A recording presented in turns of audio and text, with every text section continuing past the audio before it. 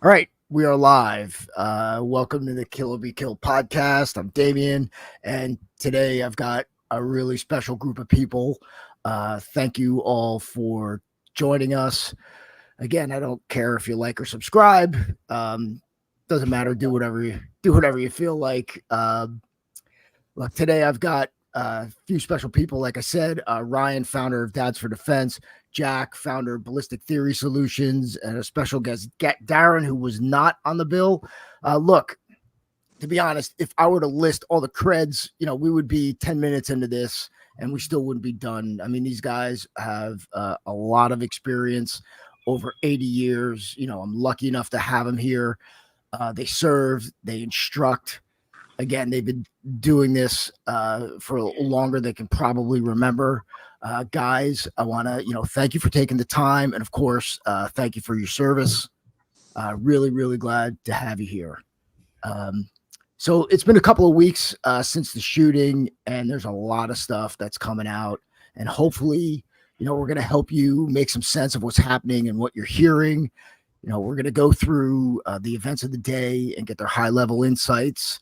And of course, you can ask any question you want. Doesn't mean we're going to answer it, but you can choose how to ask it. So just starting off, guys, let's talk about the situation. What about, what goes into like pre-planning something, an event, a typical event like this? Okay, Jack, you want to kick it? Yeah. Just a little bit about me, just so you qualified me to, or I'm qualified to be able to discuss this. Sure. So I was in the Army. From the Army, I went into law enforcement, did various things in law enforcement, left law enforcement, started contracting for the government. Basically, about me, I've served on protection details in the Middle East. I served as a DDM, a defensive marksman, so relates directly to this right here. Paramedic level of training. Been doing this game for quite some time. Was on an advanced team. Was on a advanced team that did technical site surveys, and on a protection team. So literally every facet of what has went on in this operation with President Trump, I have been involved, more than likely in that very specific position, but in some way tied to it, if not. So do you want me to continue on answering, or do you want to do like a little? No, I mean, don't stop. Okay, We're good. Because again, if guys, a lot of the their contact info, there's a lot of stuff in the description, how you can hook up with these gentlemen and their training and how you can access them. It's all in the description. So yeah, again, so just scroll down and you're there. Okay, Jack, go. Okay. All right, and just real quick, just give me that exact question again, because I want to make sure I answer it specifically. Sure. What goes into pre-planning and securing a site prior to an event like this? All right, so in a grand scheme, general overview, so what we'd have first is the technical site survey, what we call a TSS packet. And the TSS packet would be an advanced team, and the advanced team has a whole checklist, right? So it's not just like some random stuff you go through your day and you're like, did I get my groceries today? No, it's an absolute checklist of what we're going to do there. So we'll have teams broke off. Like I said, I was on a DDM team, one of the sniper teams.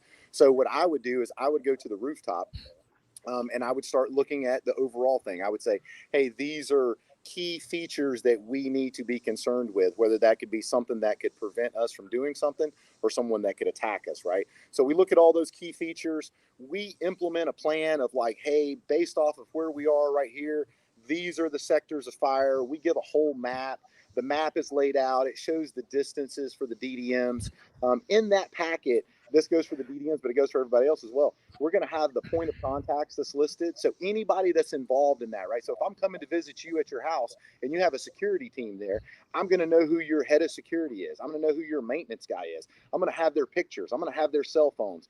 All of that stuff is laid out in the packet. Where you want us to park at? Hey, I don't want you parking in the grass. I want you parking over here. Hey, I want you, whatever it is, all of those things get laid out. So therefore, when the advanced team comes, that would be the next step, like say 2 weeks, 6 months later, whatever that is. When that advanced team comes, they have that packet in hand and they go, hey, I know I need to meet with his maintenance guy because we need to have access to the internet. And this other team's like, hey, I know I need to go meet with his head of security because I need access to the roof. Or, hey, I need to meet with this person. So all of those things are laid out. So the advanced team comes in there, flows into all those positions.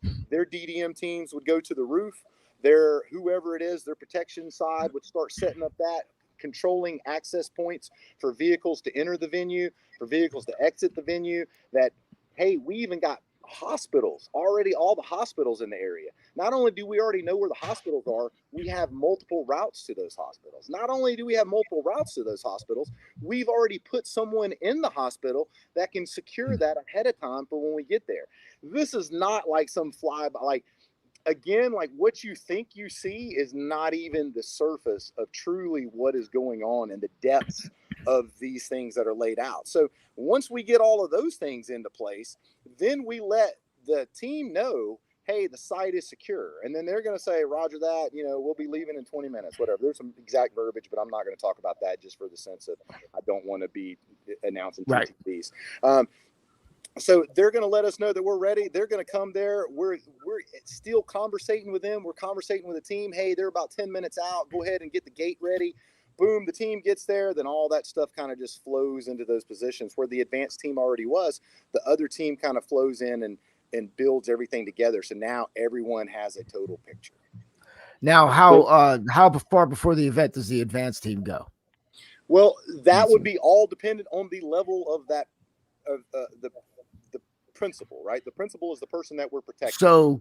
So let's just say a front-running former president, so if it was front-running candidate that right there, I would assume if I was arriving at say if that mission was to go down and we were to get there with a high-level VIP, say that started at 2:00, that advanced team would be there no later than 10 a.m. Yes, but the advanced package, when we start working on the advanced package, that could start a month out, a month prior to this event even taking place. Right. And then as time gets closer, right, we start narrowing down the scope of what we're doing, and we have a better understanding. We're gonna go there multiple times days before this event ever even begins. So we're gonna have conversation and in-depth meetings with local law enforcement, with EMS personnel, all of the key players in that community. We're having meetings with them up until that event takes place, including the day of. Including the day of. My question is that I just figured out I should ask is how long is this, like, when is the site secure where it's like, okay, nobody in or out, that would be that would be kind of like what I was answering in that sense, right? So the TSS packet, what Darren's talking about, the TSS packet, that's done anyway. That could start months out. That could start a year out, right? So we're just gathering that information, and that's nothing more than pretty much a PowerPoint for the most part. Right. What I was referring to, which usually a TSS team would be an advanced team as well, but maybe they split off. I'm sure for the Secret Service, they have a dedicated technical site survey team, a dedicated advanced team, and a dedicated protection team. So once that advanced team gets there, we lay out all of those people. Those guys they look at that packet. I'm a DDM. I know they want me on this rooftop right here. I go up there. I set up my stuff. I set all that out. I report back to my shift lead. Hey, DDM 1 is in position and we're ready to go. And then the next DDM team comes in. Hey, we're DDM 2. We're ready to go. Then at that point, that shift lead would say, hey, the site is secure. And that is literally the verbiage that we would use. Hey, site is secure. And then that's when the conversation, and that's what I kind of left out in the sense of the time frame. But as soon as that site is secure, I'm reporting that up. Hey, site is secure. We're ready. And then therefore that protection team knows that they can leave whenever they want to. And it's important to note too that so typically, like they said, there'll be multiple visits. Darren mentioned multiple visits, and usually what will happen is, you have a few months out, a few weeks out, depending on when they schedule it. If they change it, there was a threat in this case to the principal or to former President Trump that was credible and attributed to a nation state. So he was at a higher threat level prior to this event, and then it decreased right before the event. But, I would venture a guess, if I had to venture an educated guess, I would say that there was an advanced team probably there in the week prior. And typically what will happen, especially if it's within a week, is if you do make another visit, maybe just to see if anything's changed, anybody putting any new stuff up, is there scaffolding, things can change. They can't stop the orderly running, especially if it's a business. They can't tell the business, hey, you can't change anything because we're coming here in 6 months. But what will happen is you'll typically come close to the event to give it like one last look over. And then a lot of times what they'll do is they'll liaise with local law enforcement and say, hey, in this case, Butler PD, do me a favor, post 2 officers here until the event. And they will literally, that's an overtime post. It's just like when they're doing construction and you see the officer sit in his car, texting on his phone. That guy's just trying to make some extra money, and he's just making sure nobody gets in there and is poking around. So that's what typically will take place. And it's a chance for the locals to make a little bit of extra money. But, obviously what Jack's just described did not happen the way it was supposed to, Right. So let's reflect on what was supposed to happen against like what actually fucking happened, which is, so based on the timelines and there's no official timeline as we've discovered. Well, actually we did get some, Senator Hawley, was on, Charlie Kirk's podcast. He had a timeline. I know the Secret Service director, she didn't answer a single question, in my opinion, when she was, sitting before the committee, and she's now resigned. So good riddance there. She didn't know her job. But really what this was, before we dive into it, I just want to really clear up the difference between protective security and law enforcement, right? Because I think the water is getting muddied a bit. Protective 100%. security is nothing like law enforcement. I mean, law enforcement enforces laws, and they also will have a command presence and use constructive authority, which would be the vest they have on, the badge they have, the gun they have, to enforce the laws or the ordinances within that township, district, state, what have you. But primarily protective security, and this is going to be important, it's going to make sense later as to why, and it'll outline just the failures that happened here. You have arguably the premier protective security agency in the world, at least from the outside looking in. And I know a lot of former and even current Secret Service, men and women, and they are amazing, amazing practitioners of protective security. So right off the bat, I want to say I'm sorry to them, because their career now has been tarnished by these people play acting at security. But protective security is primarily logistics and pre-planning. It's not sexy. It's not like the movies. It's a lot of standing around. If you're doing your job correct, it could be boring, but if you're doing your job correctly, it's exhausting. I know I speak for myself, and I can speak for Darren and Jax. Even if we're just standing around, the amount of things that we are taking in visually and assessing and then subsequently dismissing, it's exhausting. If you have me stand at a post doing protective security, and we've all done it, just standing there for hours while they speak on the podium or whatever else they're doing, I'm absolutely smoked at the end of the day, because every single person that moves, my eyes get drawn to it. What's going on? Nothing. He's just got to pee. What's that guy doing? Oh, he's a camera guy. What's that guy holding? Oh, it's just his pack of cigarettes or his cell phone. So the true practitioners of protective security and those that are staying, on their game, it's exhausting, but it's not sexy. So I just kind of wanted to put that into place. But then also I'll leave another nugget that we're going to touch on later. Jax mentioned, the snipers or the DDMs will go and they will do their part, of the TSS packet or the advanced packet. And one of the things that we do is when we go up on that roof, we identify what's called a TRP or a target reference point. That's distance, right? So instead of me having to use something called a laser rangefinder, only 2 reasons you use one of those: if you're a golfer or if you're a shooter. But typically we will use a laser rangefinder, and we will take objects that are definitely not going to move, like a building or a tree or something to that effect. And we will figure out the distance to them. That way, in a split second, we don't have to really guess the distance. We know, okay, at that distance, I need this on my gun, or I need to hold this in my scope. So having a laser rangefinder is no small thing.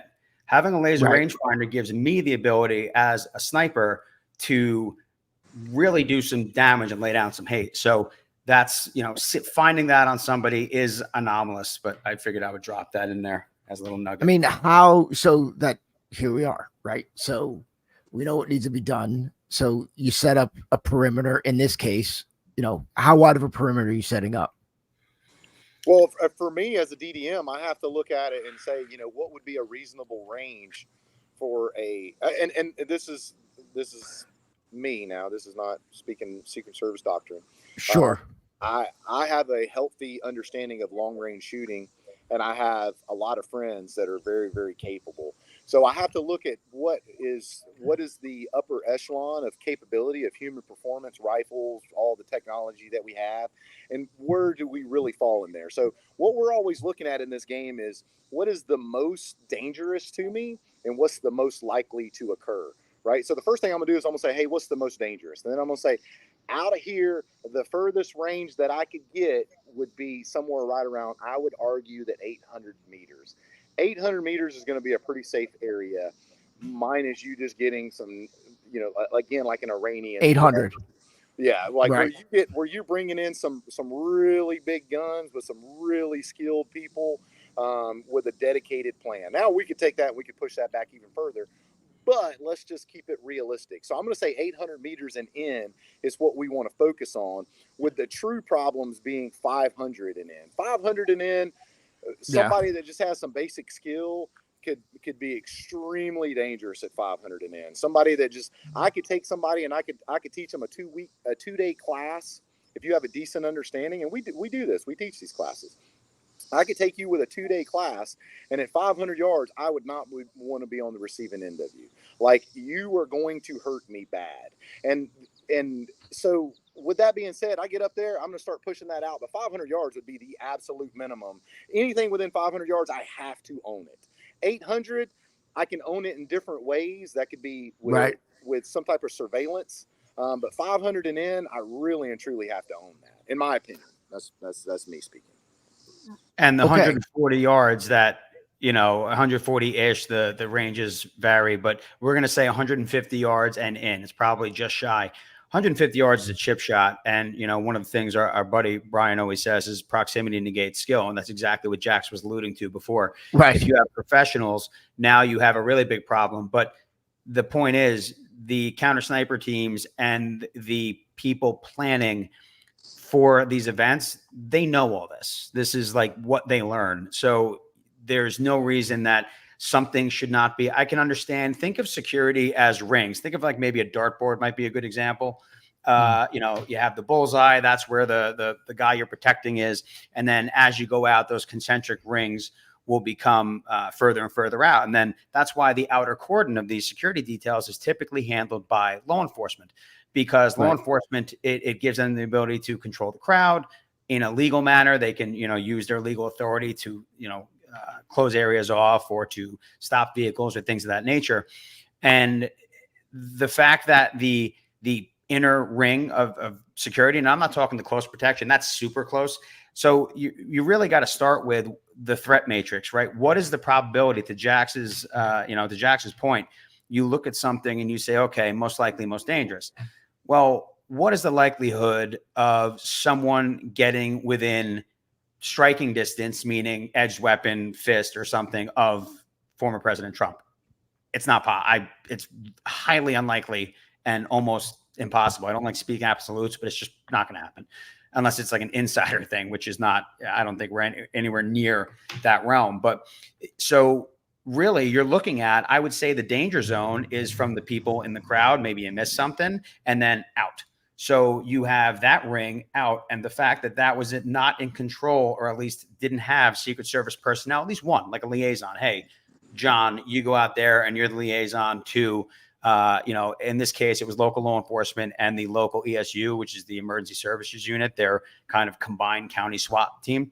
They were left in charge of that building. I don't understand in the planning where that would come in. That building was so close in such an advantageous position. And actually, I mean, let's see if I can try this. Let's go.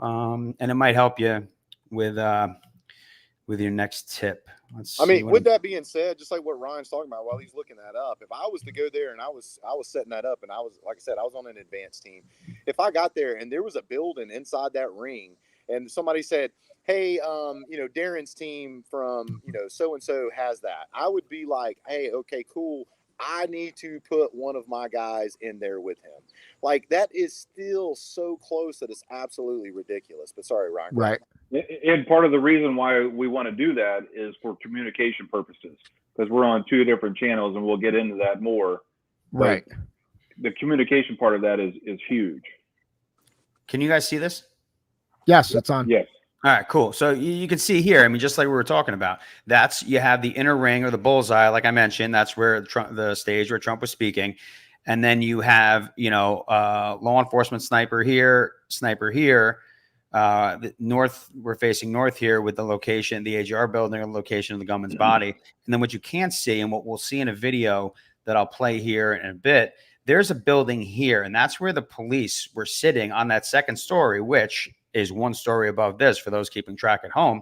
So you had a tactically advantageous position, and that's ESU, had a tactically advantageous position overlooking this building to the crowd. So they're here in this upper left-hand corner, a story up. So it's roughly, we'll call it, a story is roughly 10 feet. So we'll call it at least 5 feet up when you factor in the floor and whatnot. So they had kind of like an overwatch position of sorts looking towards this direction. And we'll get into it later, but they left their position. And if they had stayed there, they would have potentially, I don't want to speak in absolutes because I wasn't there, Right.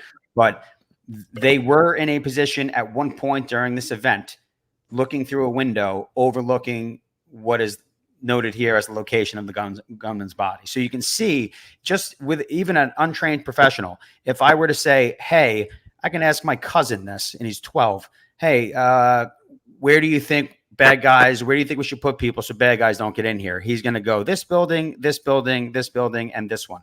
I mean, Right. It's kind of self-explanatory, but all right. I mean, why don't we play, I want to play a video here because we're talking about the building. I want to play something from the hearing with the former Secret Service director. So, and then we can touch on it. Yeah. Again, the question is, another question. Obviously, how does this 20-year-old kid set up, right? I mean, how it just seems. I mean, Ryan, we talked about this the other day. You were when you were 20 years old, you already went through boot. You went, you're already deployed. And somebody said, okay, I want you to go, clip the former president. You're like, I wouldn't know the first thing to do about it. I wouldn't even know how to go about it. So how on earth? Mine is you watching some movies, like some Jason Bourne and stuff like that. But yeah, you don't have right. You have no true conceptual idea of what is supposed to take place. Right. And how does he know even how to recon the area? How does he know, where's he going to pick a spot? How's he know, if he went out there a week prior. Right. But again, like I would like Darren, I'd look at that spot. I'd be like, there's no way I could get up here. They're going to see me and shoot me. Right. Yeah, I'm like, yeah, I'll be done.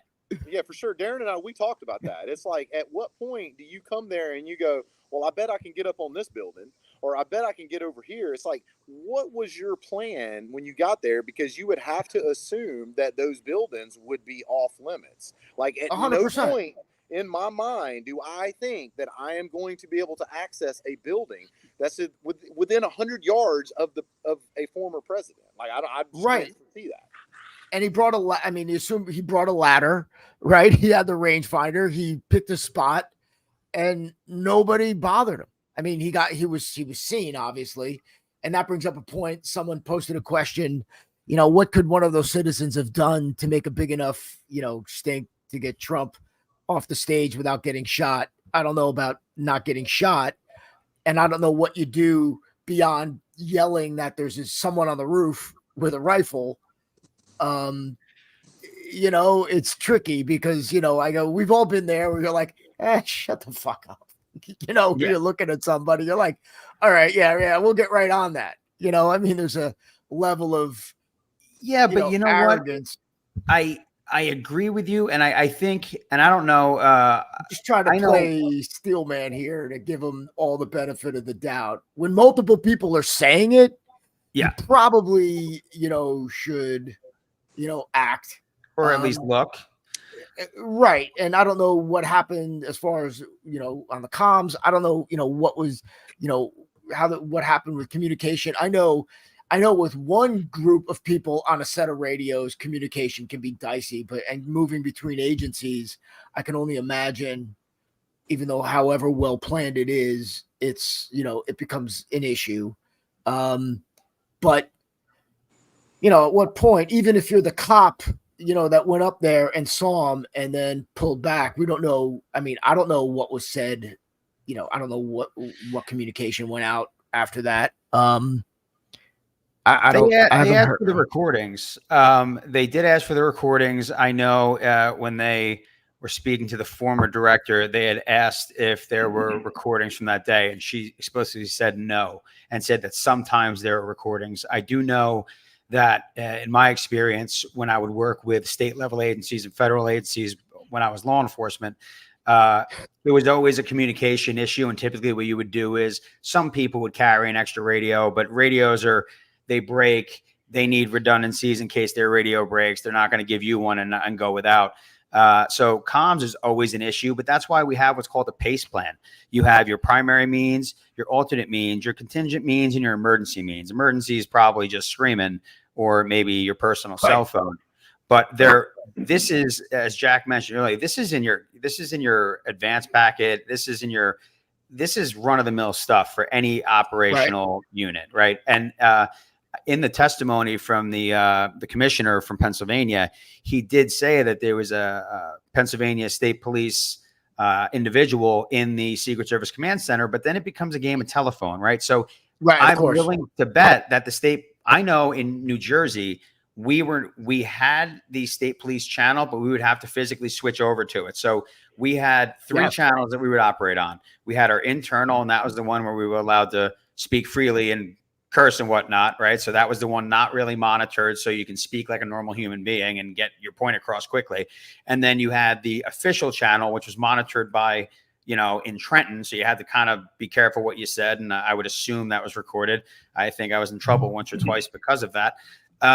And then you had, if we wanted to speak to the state police, we would have to switch over to the state police band. And there were even times I'd get on the state police band and they'd yell at me to stop using it. And I'm like, well, I have to talk to you though. Like I have information. Right. So communications is always an issue. And I think whenever you're working with federal agencies and then it goes down, right? You got the Secret Service, then you got, Homeland Security was there, HSI, why there were investigators on a security detail, I'll never know.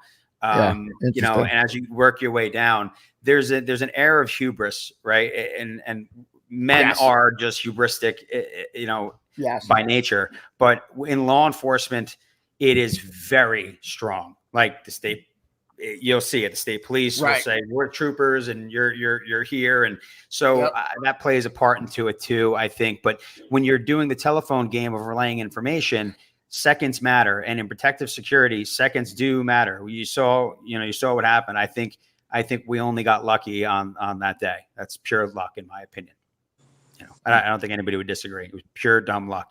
And, the failures are pretty nuts. I mean, another thing I wanted to touch on is you have the technological assets at the Secret Service's disposal are extensive. We're talking, I mean, I'm not going to, I don't want to, go too far in the same weeds, as anybody. Like there's no cap. Right. They're able to, there were plenty of things that even in law enforcement, I was like, hey, it'd be really cool if we had this. And they'd be like, you're not allowed to use it. We are, but you can't. And I'm like, oh, okay. Right. So, but they can use anything. They have carte blanche to use anything that I would assume that, that is unclassified down to that level, but their clearance is very high. So I think they have access to pretty much anything. So a drone being flown the day of is absolutely unreal. And Jax is actually, Jax is, flying planes and stuff. So Jax can actually speak to. So Jax, why don't you touch on the drone piece, and then I'll play a piece from Marjorie Taylor Greene asking about the drones. Yeah. So while I was in a contracting role, actually, the agency was starting a drone program, and I actually started piloting the drone for them. Right. So, and I am a pilot. And so one of the things that we have to understand as a pilot is TFRs. TFRs are temporary flight restrictions.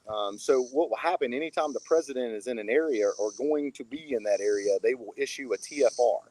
Once that TFR pops up, all your drones and all your planes can no longer fly through that unless they are vectored through there. So if I'm just flying alone, I can't just turn and go over that way. And it's about a 60-mile radius. So it's not like it's a Right. little bitty thing. I mean, it's a pretty large radius. And I assure you, if you want to lose your pilot's license, that is a very good way to do it, is fly your butt into the presidential's TFR and see what happens. But the point of this is, once that TFR pops up, I no longer can fly my drone. It shuts it down, right?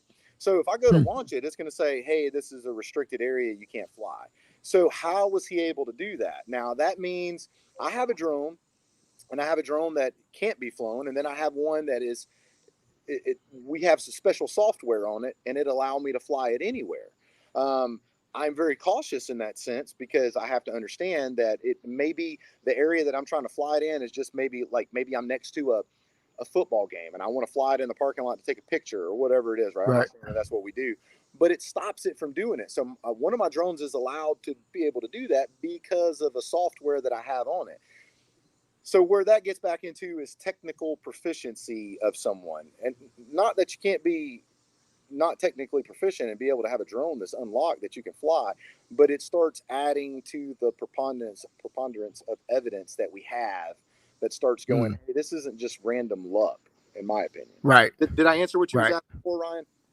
Yeah, no, that's perfect. That's perfect. I want to play. So we don't know if I'm sorry, just wanted, so for the rally, we don't know, or it would be safe to assume, and we don't want to assume, that a TFR was in place for that event. That would be SOP for that, right? That should be standard. Now, right. Whether or not, again, you got a team that's been augmented, that I would like the way that this all played out, it wouldn't matter who I was protecting. If like I was telling somebody else the other day, if you contracted me to protect your little kid, the same things that I would be doing would be the same things that we always do.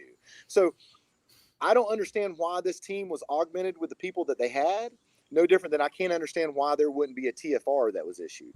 Maybe they had one, maybe they didn't. Maybe they said, we don't issue it until the president gets there. I don't know exactly, because I don't know the Secret Service exact policies. What do you mean augmented with the people that they had? Well, that's what Ryan was hinting to earlier, and that's what we'll go into. But a lot of his protection team, from my understanding, were not Secret Service personnel. They were HSI, Homeland Security investigators.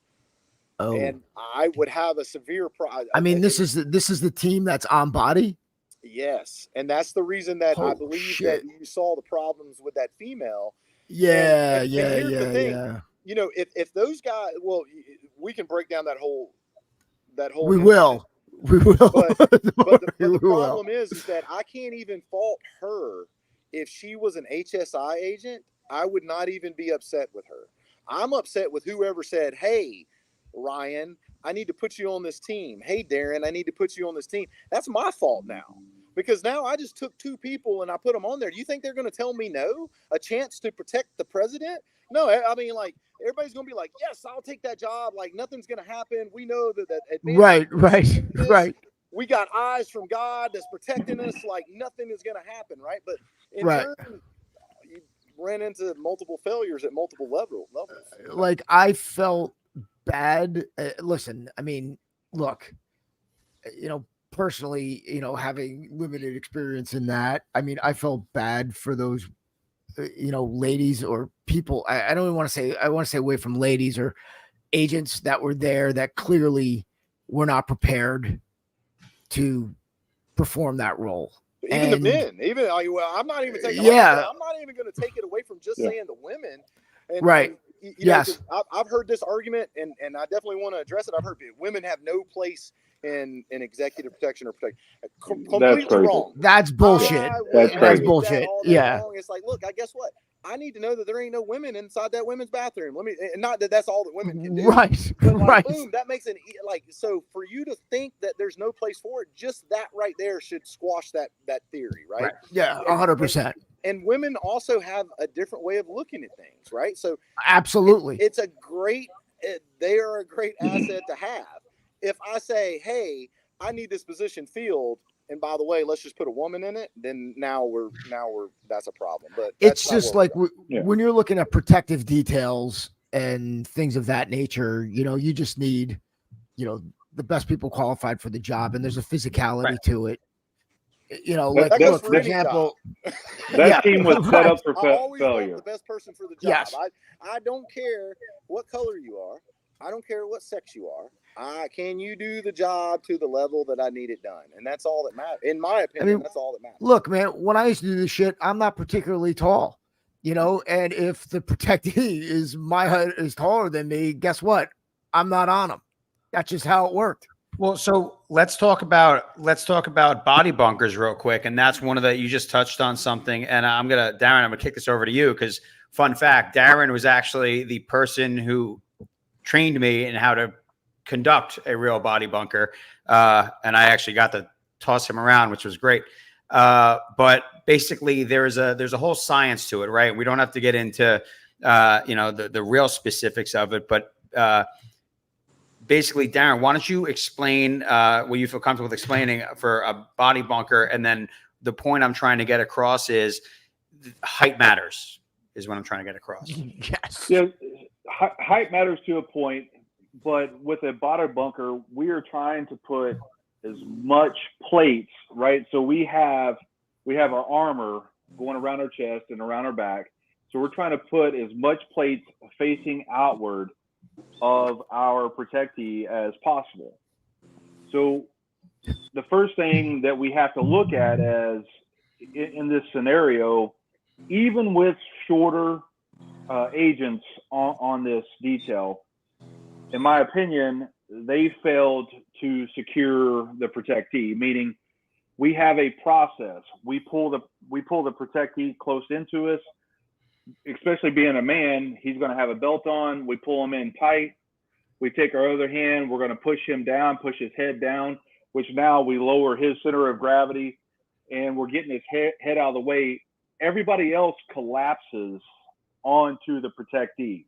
Everybody in that scenario collapses around. So if it is the four of us and I have control of the protectee, I'm going to pull him as tight as I can, put his head down. I'm going to be communicating to him.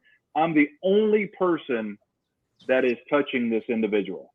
If I'm the AIC, I'm the only one touching him unless somebody takes me out, and then somebody else will step in. But with that being said, the three of you guys are going to put as many plates around him and trying to take away any vantage point for a shooter. And they did none of those things. So no time for a fist pump. No time for a fist pump. No time. That is one of the most wild things I've ever seen in my life. It blew my mind. It blew my mind. It's great for pictures. Like, we all love the pictures. Blew my mind. Photo op.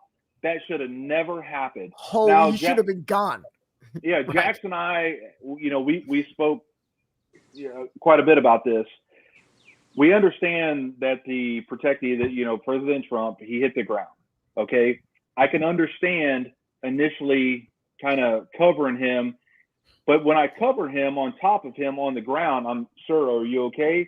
Yes, I'm okay. Okay, we're moving on 3. Ready? 1, 2, 3. And by that time, the whole protection detail has already collapsed on us. And I'm talking to him. I'm the only one talking to him. Sir, move, forward, keep moving. And I'm communicating with him. Hey, we're going to the car. We're going to the car. We're going to the limo, whatever they call it. We're going to that vehicle so we can get off. We can get off the X. They stuck around. I want to say like almost 120 seconds. It was forever. If that had been a scenario where we were instructing, and both Darren and I were instructors together, I would have wore that group of people out with a sim gun rifle. I would have shot you up for so long. It would have been absolute punishment to show you, why are you still here? Still there. Why? What are you waiting to get shot more? Is that what you're trying to do? Because that's the only reason you just stay where someone just shot at you at. It's like, hey, you didn't hit me. I'm going to keep standing here and give you a few more opportunities. Right. Somebody in the chat says his shoes were expensive. And what that detail allowed to happen was the protectee, the person that I'm protecting, to dictate the scenario. They allowed him to stop. They allowed him to put his shoes on. They allowed him to do so many things. Now, I may get fired at the end of the day, or you ain't pushing getting off no his shoes. detail.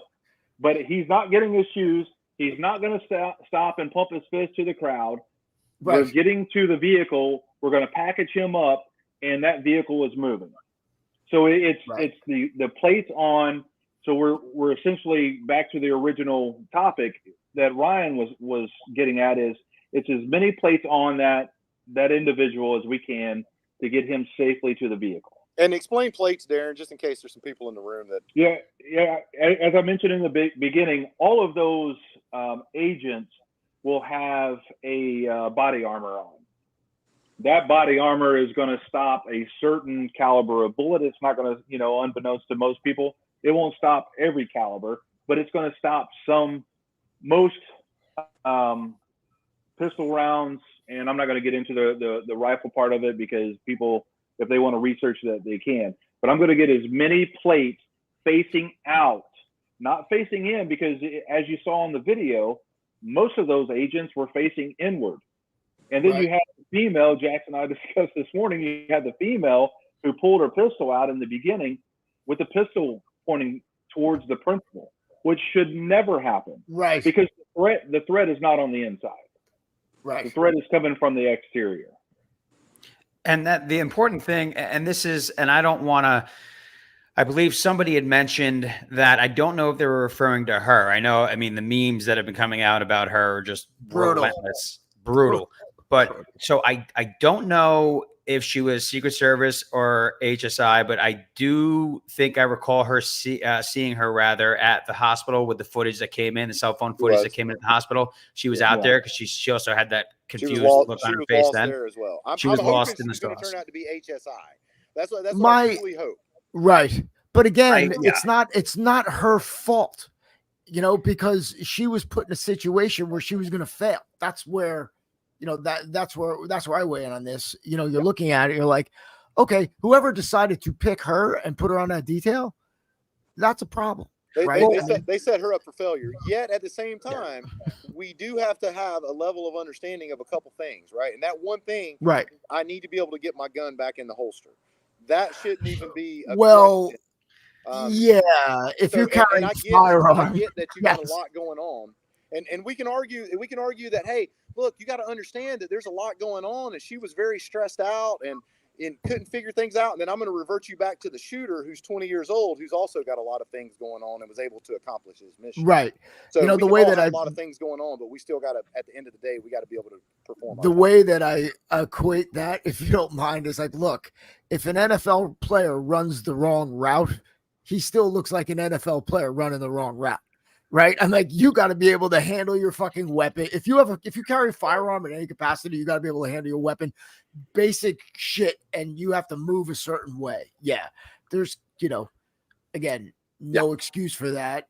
But again, I mean, this is the best of the best for this detail. That's what is shocking to me. So, I mean, again, don't make me put my tinfoil hat on, but is that that's awesome? Bro, that's the fucking best. So like, bro, is this like? I'm thinking, then it pops in my head. I'm like, is this like Serpico? Where, we're not going to shoot him, but we're going to let him go through the door first. And, if he gets shot, he gets shot. If he's dead, he's dead. I don't know. Right. So, I mean, now you're raising like all kinds of questions, or is just this a state of, complacency and a snapshot of the agency at this point in time? I'm hoping that it turns out. I mean, in that's the only saving grace that you could possibly say. And Ryan said it earlier, the Secret Service, and you could tell just the difference in protection. Let's talk about the UFC event, right? So obviously a different level of people out there, but not going to necessarily talk about it. But if you watch when Biden was at the leaving on Air Force One the other day, and the Secret Service was out there, and all of them are all staged up. I pointed out to Darren, I'm like, check out this dude over here. Most people probably don't even recognize this, but the guy's got a fake arm. This arm ain't even real, because the arm underneath there is holding a gun, and he's ready to shoot someone. right? Like that's the level that Biden is getting on Dover Air Force Base on a secured facility on a runway.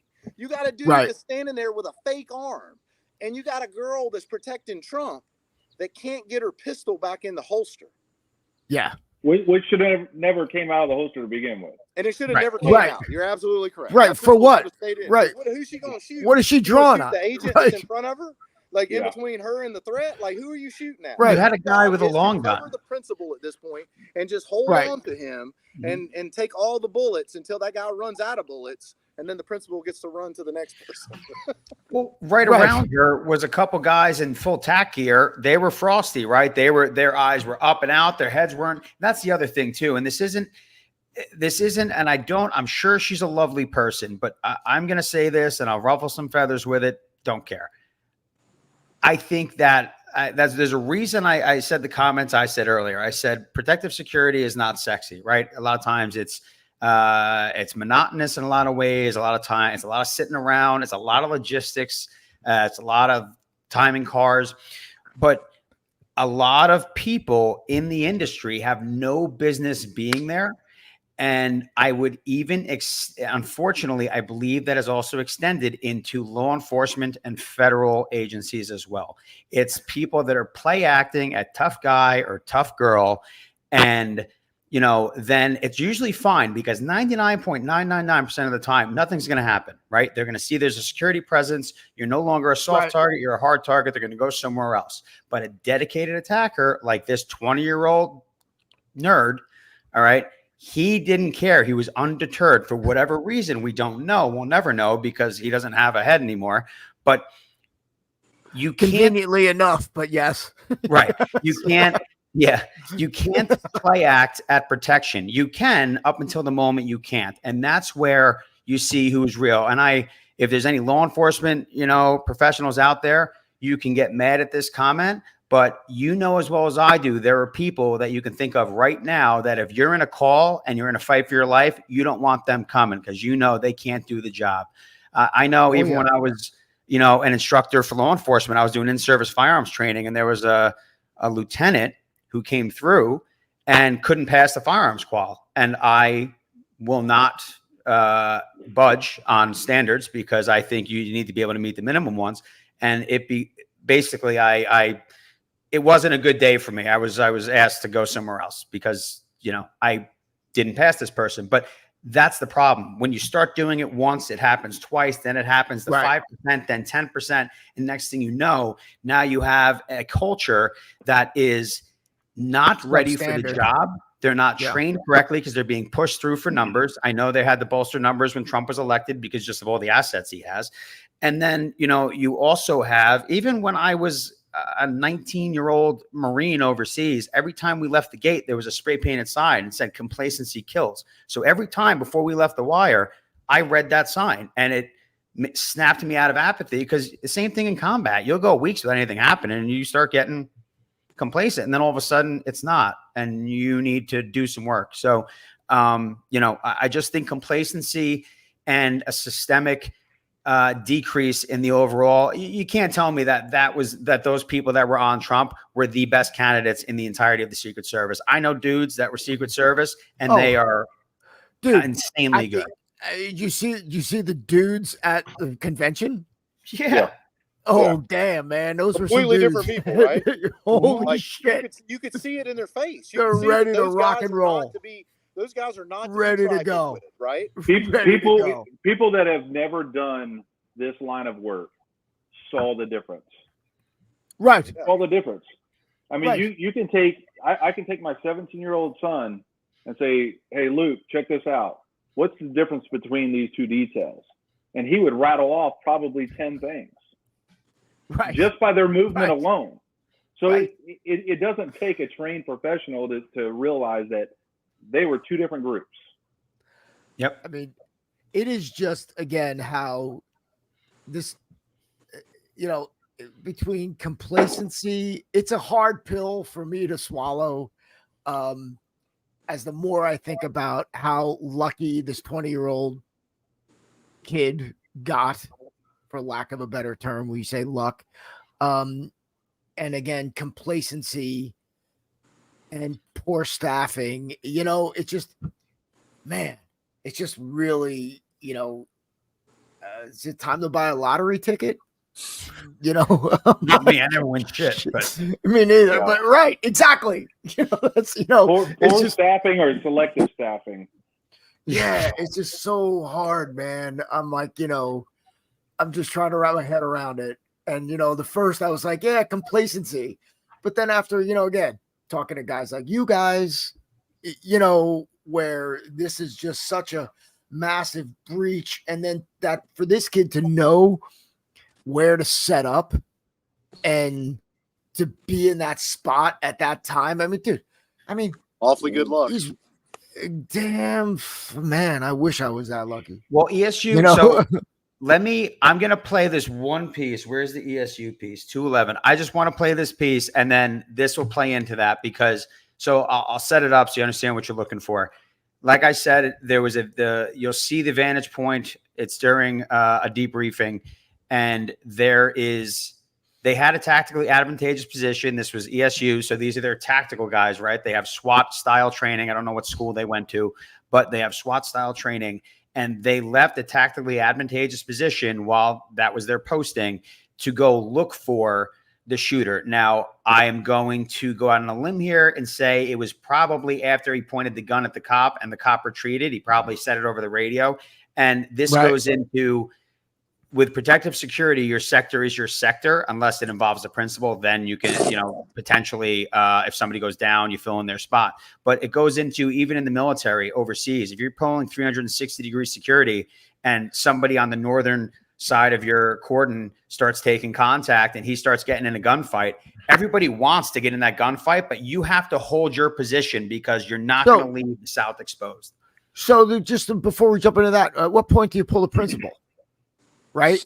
He shouldn't have went on stage when they saw that. Right. That's what I'm saying. I'm like, at what point you're like, fuck it, throw him out there. Throw him out there. It'll pass. Man, there's got it. no way.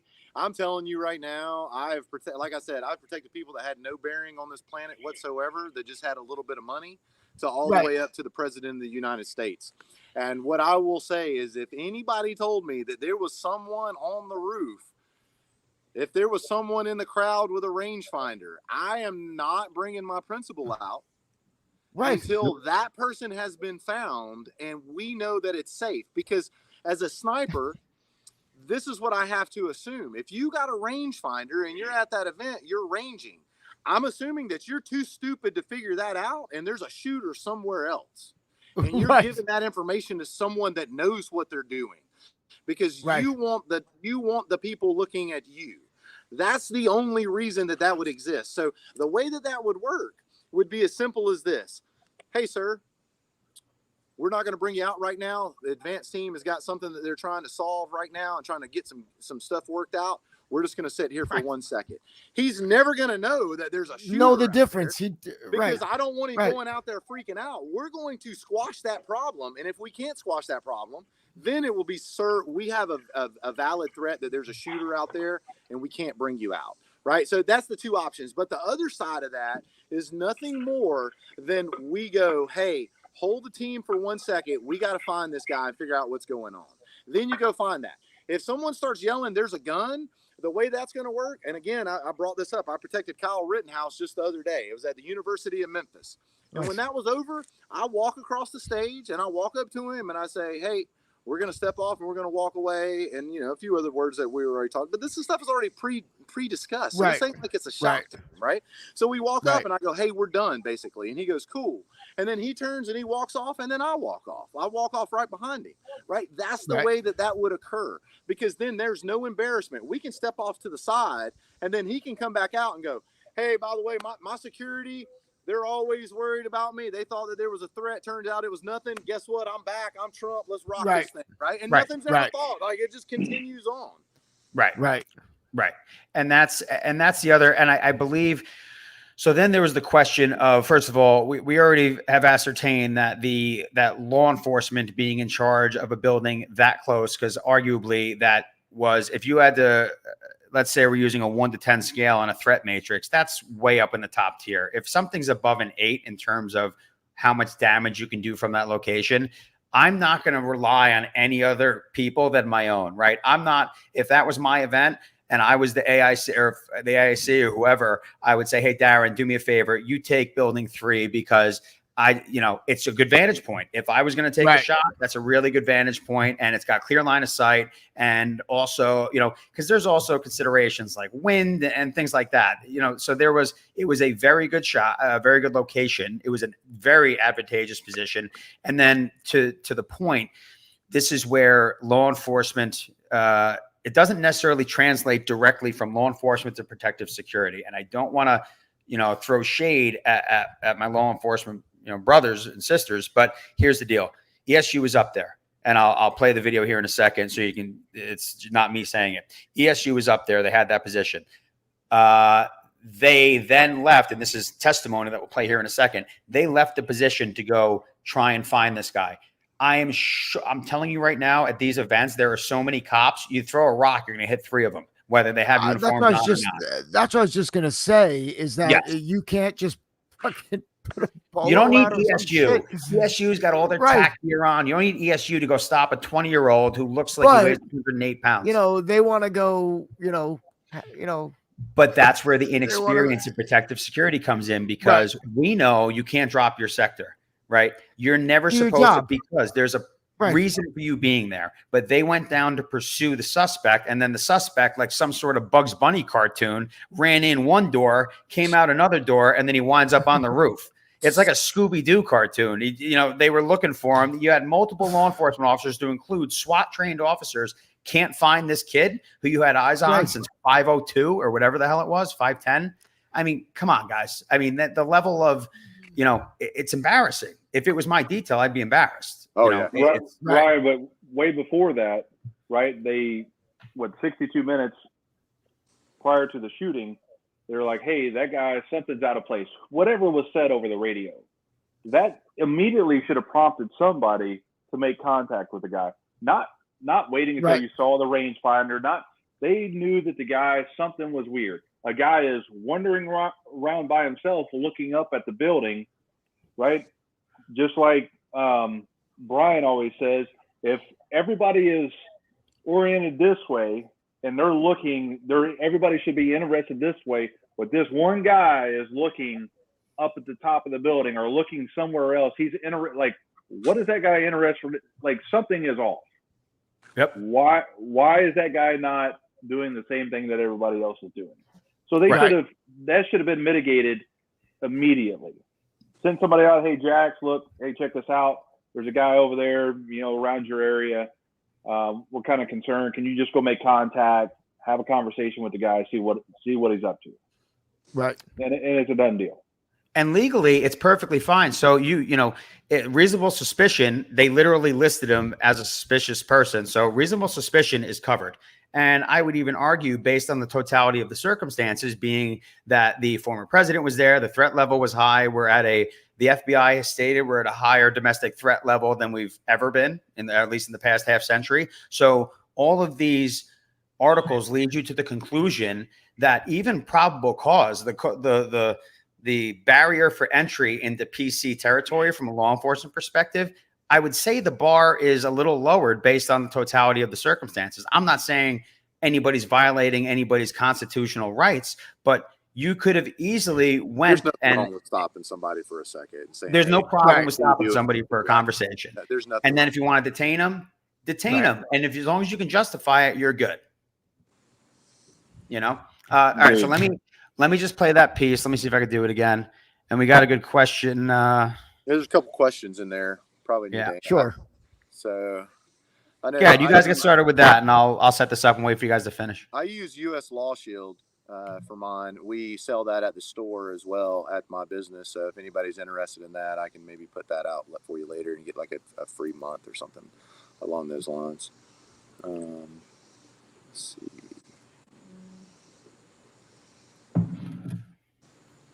A Q&A at the end, Robert's asking about. I don't have any problems with that. Like I'm okay. Yeah, that's fine. Yeah. I mean, you can post your questions as they come up too, guys. So yeah. yeah. If you post it and we don't answer it, then you come back around. As far as the audio analysis, I'm assuming this is for Tom. Tom's question is a comment on the audio analysis, and then I'm going to switch back over and let Ryan have it. There's some information out there that it sounds like there's more than one shooter. I believe that there's more than one shooter at this point right here. I was going to bring that up. If it turns out later on that it wasn't, I'm completely okay with saying that it's not. But to me, there's just a lot of weird stuff. So if you have further questions on that, answer that, because I don't want to get off into the weeds. All right, let me pull this up, and then hopefully this works. Let's see here. So we're going to go with so this is the top PA police official. And let's go ahead and play this. We're going to go to the ESU portion. So that's going to be somewhere around 211. All right. So he's basically debriefing them, and he's going to go into the position in question, and with ESU being posted there. So can you guys see this? I can. Yeah, we're good. Okay, cool. Let's hope the audio is working.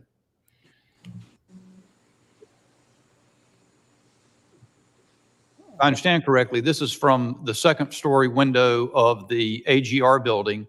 You can see that window comes out from the stash and swings out to the right. There's an aerial photo right after Crooks was killed, where Crooks's body's on the roof, and that window was open. Was it from this vantage point that those ESU officers spotted Crooks? I don't know that particular window, but my understanding is from a second story window is where he was initially spotted. Okay. So, and are you then saying that, to your knowledge, those ESU officers left the location where they could look out the window to go in search of this person? That is my understanding. Sometime before between the time he was spotted on the ground and identified as someone suspicious until the shooting, they had left that post to go look for him. Is that what you're saying? My understanding is yes, along with other municipal officers that responded to that area. And that's based on interviews that we've conducted. And I want to be very clear that I don't want to establish a timeline minute by minute, because we don't have that yet. I think that's revelatory. I haven't heard that information. I did hear before that and there's a local news station. Well, there's. So that let me stop sharing. All right. So you see there. I mean, so literally, ESU left their post. But the roof, like immediately outside the window, that's where the shooter was staged? Yes. Yeah, right there. Over Yes. to the left, though. Over to the left side. Over to the left of it. Right. So he was about, within sight. Yeah. Oh, definitely. Okay. Within sight. That's Yeah. If you And that were came to out yesterday. split them That in news quarters, is he was about 30 a hours quarter old. of the way in. And if you were to split them in quarters, I think that they were almost a quarter of the way in on the opposite side. So he was definitely within view. And definitely.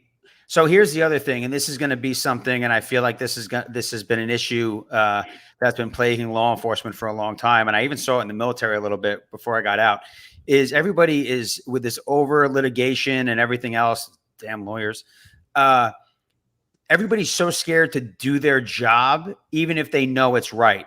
So we don't know that those ESU officers, because they don't fall under the PA State Police's purview or command. Maybe they did for the incident command structure, but they have a commander who's not a state trooper, is what I'm getting at. So who knows? They might have been ordered to leave. So one of two things happened. Either that's my question right there. That's what I want to know. That's a great point. Is did someone tell them to go look for them?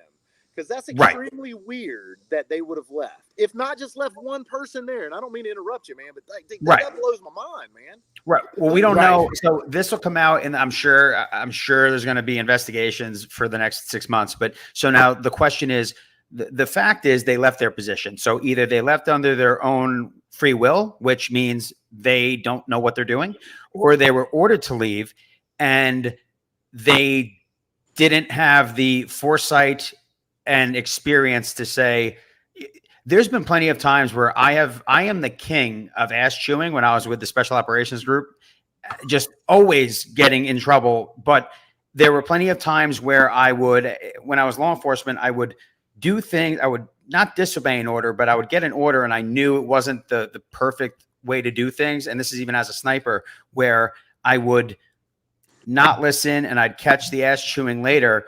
But you only get the ass chewing if nothing happens. If something happens and you were there to save a life or to do your job, then all of a sudden you're a hero, right? It's only, so you got to be willing to reach down deep, and you have to be willing to say, I'm not following. If they were given that order, no. Or, hey, the radio's not working, because you shouldn't be giving up that advantageous position. That's Now, the do you fact of the matter. Do you prefer Mel Gibson or Beretta?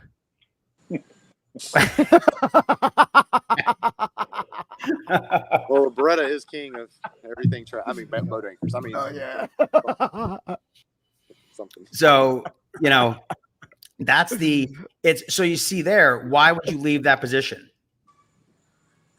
Right. Yeah, and with that said, if Ryan, if it was you and I that was in there and we saw him, and you're like, hey, we need to go stop that dude, there's no way I might want to go with you so bad. Like, I would be like, oh, I want to go with him so bad, but I have to understand.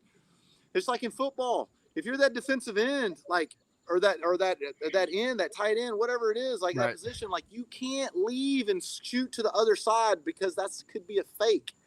Do your job. A touchdown on the other side. Like, you have to stay there. As much as it hurts, like, like, I would be so mad. Like, I would be like, there's something going on and Ryan's going to get to do it. But I have to sit there. And not only maybe I see him again and I'm like, Ryan, he's over there by the tree, 100 yards to your right. Go get him, right? Like, you got to stay there. The fact that they just left that is literally, it's just like they left else. They left that post and they had plenty of people on the ground. That's what doesn't make sense. That's what I'm getting at. They had individuals in the window. They had plenty of people on the ground to mitigate and take care of that situation and make contact. It's crazy. I think, though, getting to Ryan's point earlier, there's law enforcement and protective services, right? And how often are these guys doing this? Well, probably the only time they've done it. Eric Prince said the perfect thing. He said it doesn't cost you to go out there 2 hours early and run a couple extra reps. And when I was on a protection team, we did reps all the time. All the time. If we wasn't on a mission, we was training. Whether it was shooting, CQB, hostage rescue, or principal regular stuff. All of that stuff is all the time being done. Because guess what? You cannot be behind the ball in this game. Because if you're behind the ball in this game, this is the kind of stuff that happens. Either your principal's dead, your principal's injured, or you're in a stupid investigation that everything is getting ripped apart. And and they got 2 of those. Mm-hmm. And Ryan brought it up earlier. He had mentioned that I was one of his main instructors that put him through the course. Ryan, how many reps did we do an attack on principal and just basic movements? It was, I hated hearing them. I knew when they started moving cars that we were going to start doing reps. If there was any dead time whatsoever, all of a sudden you see 2 Suburbans pop up, and I knew we were going to do arrivals and departures. And it was annoying, especially it's almost like it's almost choreographed, and it's down to the even the angle you're walking at. So if you pull the short straw and you're like, I mean, I don't want to get too far in the weeds because it's tactics, but you could be, if you're just in one wrong position, you have to walk at a very weird angle for who knows how long. And you have to walk with your body canted, because that's where the principal gets the most protection, because you have to put plate and meat in between you and a potential shooter. So it's done ad nauseum. And I know that that's all they do. And the reason why I bring this up is because when we were talking earlier, right, some of those team members were set up for failure. They should have taken the time to do some reps with what Jax was just explaining. They should have taken the time to do some reps prior to this thing ever kicking off. And 100%. Yeah, it just, that part of it makes no sense. The part where both individuals leave the window, this whole thing from top to bottom is a mess, an absolute mess. Yes. This is, and with Ryan and I discussing how many reps he did, we would nitpick. When I say 2 inches of how a guy is positioned, we would literally nitpick 2 inches. Wow. Because we wanted them to be in the best position possible to defend the principal and to assist their team. Well, to Damian, 2 inches is a lot. Hey, you know, I'll take every inch I can fucking get. But no, there is nothing when you're doing protective security, especially at the diplomatic security and Secret Service level, nothing is random. 0 things are random. Everything you do is completely choreographed, practiced, and then you obviously have to be adaptable, but that's where you pick the right people for the job. So this was another example of clearly the right people were not picked for the job, and people like to be able to flash tin in a bar or throw creds down to try and pick up some chick. But in reality, guess what? You got to do your job eventually. So, you know, if you can't do it, go get another job. You don't have to be a protective security person. Right. So, you know, we're getting this, you know, again, we stumbled on all this stuff, you know. Oh, I got a question. Obviously we're not going to probably get the ballistics report. No, you know, yeah, ever. Because again, we touched on multiple shooters. Now that there's a lot of people, they're starting to see some audio analysis on, the interwebs. I know Jack's kind of touched on it a little bit.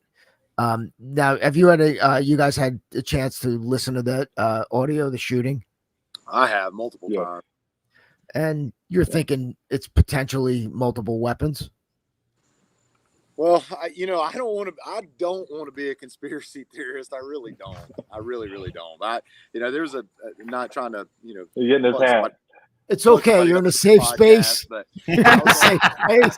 Exactly. I was on Whiskey and Whitetails podcast on, it's on YouTube if you want to watch that. And I break down my theories on it, which now has kind of changed slightly based off of the time. Because with those times, what we can do is we can see how far that shooter is.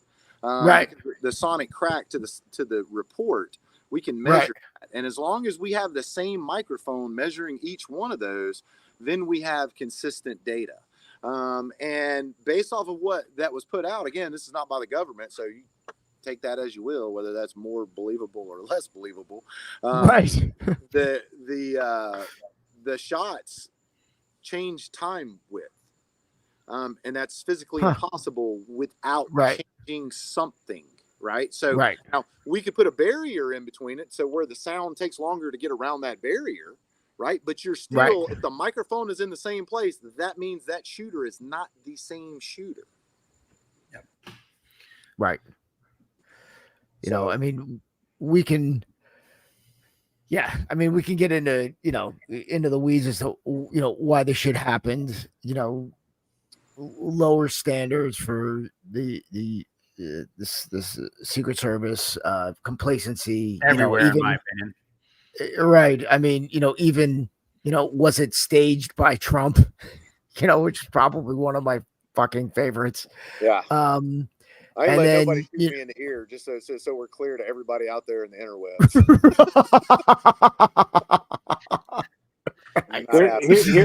Here's the thing. Since we're talking about him, talking about the shooting portion of it, and we discussed this earlier. They say that they have located 8 shell casings on the roof. So they're telling us, right, in this briefing, FBI Director Ray just testified that they located 8 shell casings on top of the roof. So they're saying that he shot 8 rounds within about 6 seconds. So if we think about this, how much stress was this individual under at the time that he took these well-aimed shots? Right. He just climbed on top of a building. He's 20 years old with very limited training in his background. He just climbs up on this building. He's starting to crawl. He gets confronted by a police, a uniformed police officer.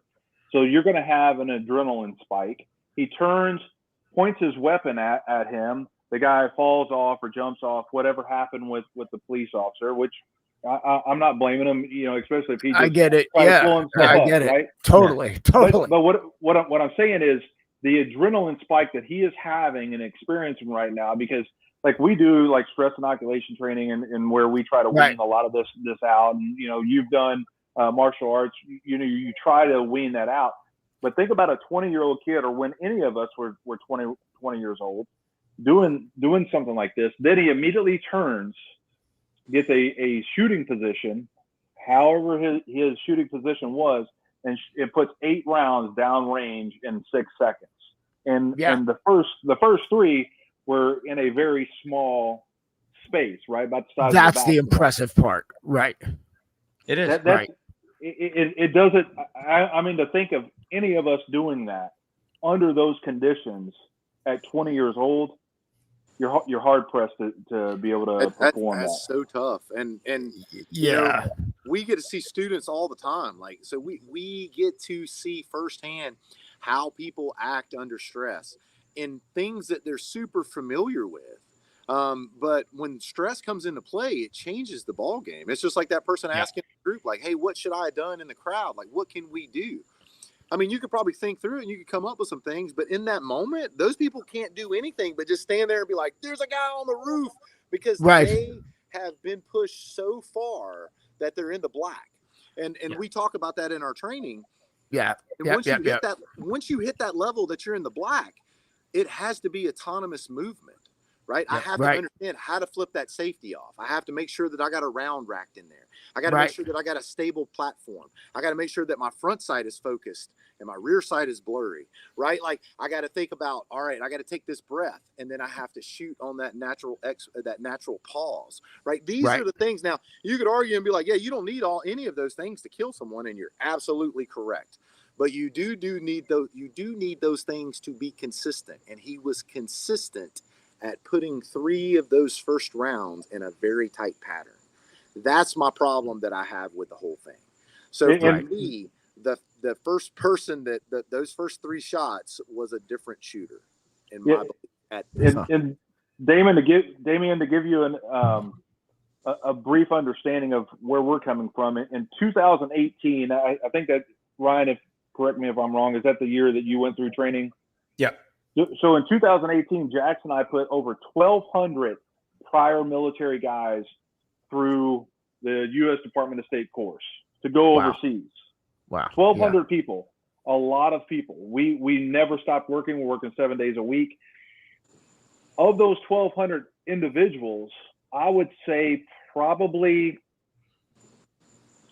5%, maybe, Jax, that I could give them 10 rounds and say, hey, I need you to go off on your own and zero your rifle from 100 yards and then be ready to shoot the qualification course. These are trained individuals. He's already trained.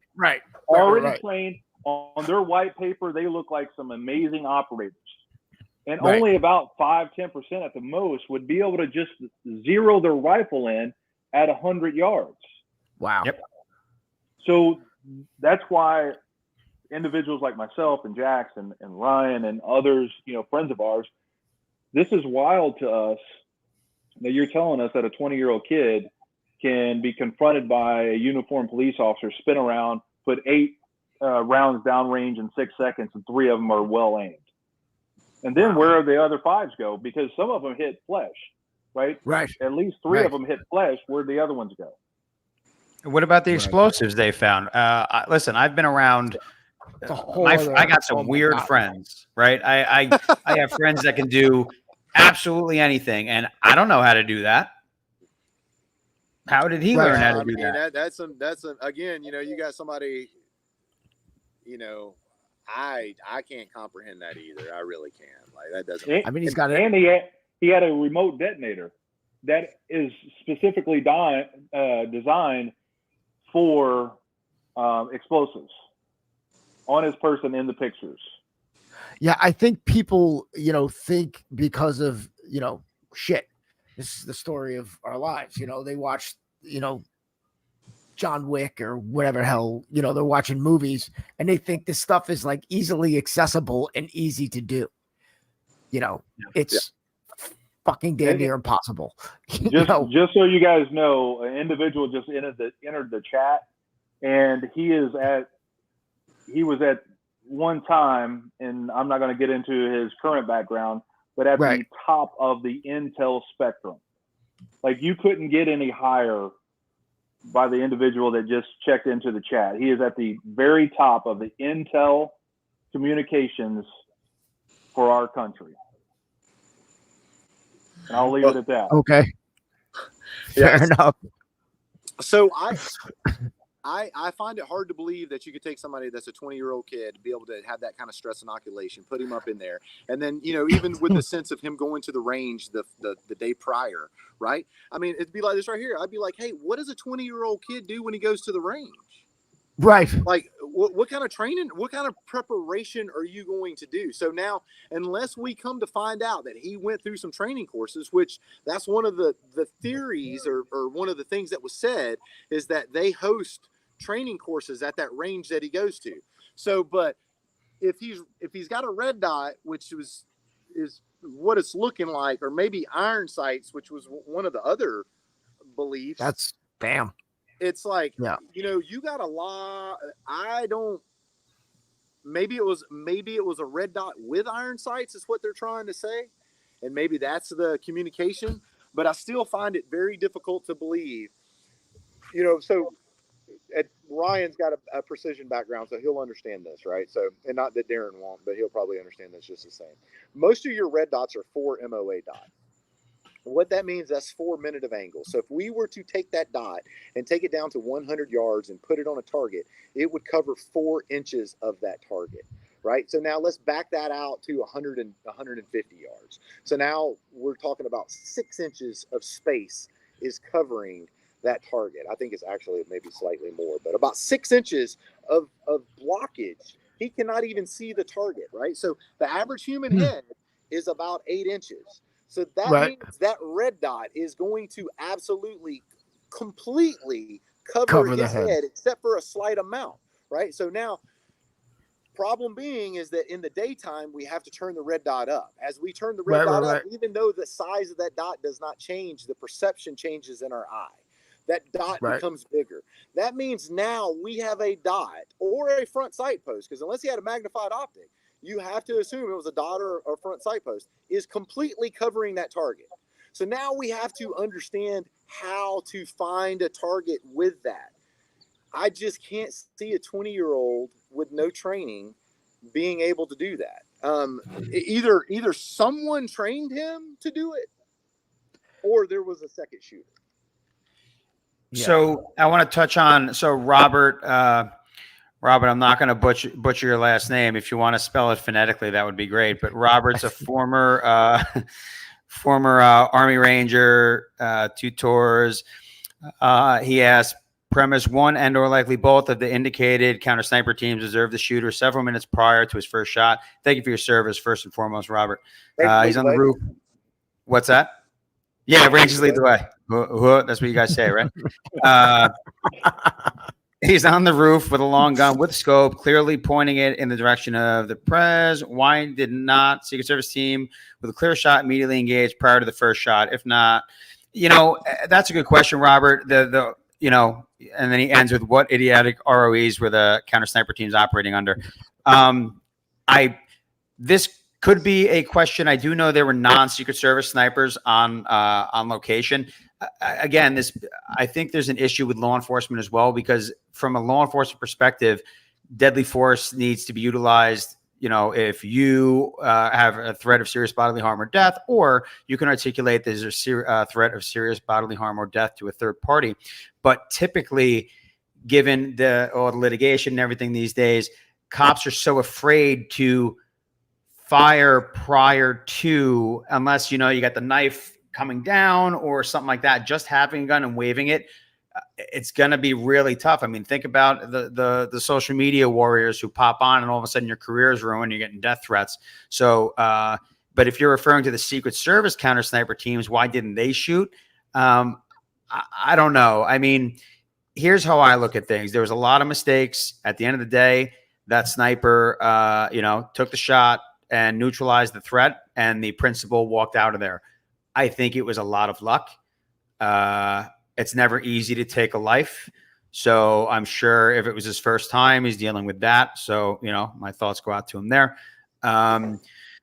But there really is no excuse. The pitch of that roof is not such that there'd be a lot of defilade on the backside. If it was like an A-pitched roof on a house, then yes, you may only see a crest of a head and maybe the rifle. But there is a lot going on. When you're a sniper, I don't know what his magnification was at. Was it variable? Was it fixed? Even with a 10 power optic, it's really, you kind of really get tunnel vision almost, right? And you got to kind of zoom out if it's variable, or you got to come off scope. I did notice they came off scope, which is probably so they're running Night Force attackers. They're running top of the line. Oh, okay. Okay, so he could have powered down. What do they power down to? 3 or even lower now? Depending on his model, I'm guessing he's got a beast, and I think that's it goes up to 35 or 36. I can't remember.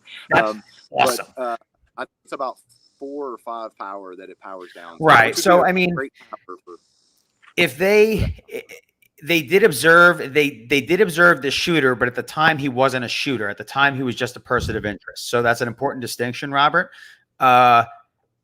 Now, just having, in my opinion, and this is where I've always been, I taught use of force at the academy level, and I used to get questions that were very good questions, but I couldn't answer them. I had to answer them by the book because it was the academy, right? So I really couldn't. And what I used to say, I would say, if you can articulate it in court and you believe what you did to be right and you did so to save a life, then you may lose your job, and you'll probably likely lose your job, but you may not be criminally charged. So that's the distinction. If you take a shot as a law enforcement sniper, then and you end that threat, and you didn't have authority, or you can't reasonably articulate that there was a legitimate threat, then there's a lot of variables. He might have thought, hey, the government's here. I don't know if it was it may have been a police sniper, and he may say, I don't know, is the Secret Service sending skinny kids in plain clothes up there? You don't know. A lot of snipers are skinny. I don't know. The big guys typically don't go into sniper school. I'm gonna give my belief, and I think that this is. I think this is going to be what comes out. And again, I could be completely wrong, but I think this is what's going to come out. So what we have to understand is that that's a very difficult environment. And any sniper, anybody who's been to any kind of long range precision schools where you actually do like some sniper stuff, they're going to tell you that target detection is absolutely the hardest part of it, right? So you having to figure out where something is and determine whether or not that's a threat, that's a huge thing. Now, what I will say is for you guys to go back and look at is all the pictures that I saw is both of those sniper teams were oriented in the same direction, which to me is extremely weird. As if I was going to set in a sniper team, I'm not setting them both in looking in the same direction. Now, I don't know if maybe that picture was taken during the time that they said, hey, something's going on over here. So maybe both sniper teams focus their area. But again, this is where I come into the conspiracy theory side. So get the tinfoil hat out ready. When that advanced team goes there, they set up and say, hey, this is right here is where we would put our DDM players. Right. Now, with that being said, those DDMs were in the god-awfulest spots that I could absolutely pick. Like if you said, hey, Jax, show me where the worst place you could put these snipers would be. And I would say, arguably, if you just slid them further away from the president where they couldn't see the president, that would be arguably worse. But if they were there, right, you would have to go, what the fuck are you looking at? Because there ain't nothing that you can see, right? So if you were to pick a place that I would say was absolutely the worst, I would say number one would be the second worst. And then the one behind that guy, the one that everybody's right in the picture, the one behind him would be the absolute worst. Because like everything's taken out of play. Right. But now, so I think what it was is where they were positioned is there was a tree line there. And that's part of the reason why I wouldn't have put them there. That's the reason that perimeter would have been pushed back. That's the reason that I would have had someone in that water tower. right? All of those things come into play when I talk about this. So, but I think that they were looking for that target. I think that they saw the commotion because you can see the shooter and he's, or the sniper, and he's looking at something. And then all of a sudden he hears a round and he ducks down quick, right? That's a startle response. So anybody that goes, he's a Secret Service, he shouldn't do that. I'm sorry. That's a startle response. Yeah, I do it. Dude, if you don't do that, then I have to question whether or not you're a sociopath, because that's right. You're insane. That's actually one of the things they look for in 100%. Childhood pattern in babies is no startle response, right? So if you don't have a startle response, that's weird. So he ducks down, comes right back up, looks over the top of the optic, spins the gun. It looks like he spins it about 10 or 15 degrees, which would be to the left of that tree line, looking at stuff, and then into the tree line. Then he gets on the gun, and then you have a pause, right? So why is there such a long pause in there? You hear 1, 2, 3, break, and then a group of rounds, and then a break, and then the Secret Service, poosh, shooting that suppressed gun. Well, I'm assuming the Secret Service might have been a sniper team, but it sounded like a suppressed gun, right? Yeah. So that would confirm what I was talking about as well. He's looking over there, sees, boom, here's that, jerks down, looks back up, sees, knows it came from that direction, starts looking through the optic. He's scanning. He sees that kid because, again, he is in a defilade. He's got just his head up there. Maybe he ducked down after he fired those rounds. I don't know. So maybe that's the Secret Service looking, and all of a sudden you hear that, toosh, and that's the shot where he was like, okay, I'm guns up, I'm on target, I see him, I'm breaking the shot. I would have an argument if Darren and I talked about this. If there was a police officer that was out there that did not take that shot because he was waiting for approval, then, sir, you are a criminal and you deserve to go to the same prison that shooter was at, because that blows my mind. Your job is literally to save someone's life, and everybody is resting on you. So if you can't take that, if you got to call that up and ask for permission, man, you're in the wrong job. Like, I'm sorry, that's just the way that is, and I can't see any way you could argue that. That's my belief on the reason of that whole breakdown and how that lays out, and that all makes sense in my mind. So, and Jesse brought up a good point. Jesse mentioned the video showed a lot of shakiness from the shooter at the beginning with no calmness. He was never steady or grounded, which just adds to how impressive. I mean, listen, being impressive doesn't have to be synonymous with being good or that I condone it. But the fact that you had a shaky shooter and he wasn't steady or grounded, and he was able to place those rounds in a grouping that size, it's nothing short of impressive. It's a miracle, man. Anybody who shot a deer, anybody who shot any game, anybody who's ever been in a significant emotional event in their life, whatever that is, you think about that, car wreck, finding out someone had died, whatever it is, think about that level of stress falling upon you, and then someone going, all right, now slide up over that edge, get a sight picture, and take that shot, because that's where that dude was at mentally. That's impressive. Yeah. A lot of luck, man. A lot of luck, and a lot of incompetence from. And I feel bad because, Spartan just asked solid points. How did the shooter bypass a rifle and a rangefinder? No concentric rings of security branching out. Yeah, we touched on this earlier. Spartan 117. If you catch the recap, we did go into this, but you're 100% right. I think it's just a lot of complacency. You have a lot of, I think that a lot of agencies have been watered down as of late. And I'm talking, I have a lot of friends in a lot of places, and that seems to be the general consensus from everybody that's still in some type of work and isn't out of the game like we are. There seems to be a watering down, and you start seeing the real operators either retiring or going private. That's why you see so many of these private companies popping up, in my opinion. Yeah. People are leaving. Yeah. I mean, it's a hard job. Like, Secret Service is a hard job. Most of the guys I know, got divorced. That's it's rough. And now if you're not getting people with that mindset in these jobs, I mean, they're going to break, you're going to break. You think that counter sniper's job is easy? And holy shit, dude. I would love to have that job. And it's like, you know what? The people that get that job deserve that job because they earned it, because they understand that they are going to be there. I guarantee that Trump didn't show up till 10 o'clock, man. Or I'm sorry, at 6 o'clock, whatever it was, 5 o'clock. That dude was probably there at 9 o'clock that morning. Right. There Bacon. at 9 o'clock that Yeah. Bacon. Right. And, you know, setting up, getting all the stuff and you know, looking at range cards and looking at weather and pulling up his data. And then sitting up there on the roof wearing a damn black uniform, wearing plates, right? Like, he don't even need plates. Yeah. Like, that dude don't No. need plates. Like, take that dude out of plates. Take him out of No. black. Like, get that dude an umbrella. Like, these are all the things Right. that dude needs, right? Like, you think they're Right. worried about him being on a slanted roof? No. They Right. ain't worried about No. him being on a slanted roof. No worry. They worried about him having a heat stroke. Like, they ain't Right. worried about that. That is crazy talk. But like, And the yeah, fact that's that he still made that shot like that. Listen, that- I've never like, said that is a true from the beginning, I said Like, the sniper and did a good again, job. I'm I'm like, not God gonna say damn, that from the beginning. man. Like, all the people are talking, oh, I would have done No. that 50,000 times better. Oh, sure you would Nope. have. You're out of your Sure fucking you mind. would have.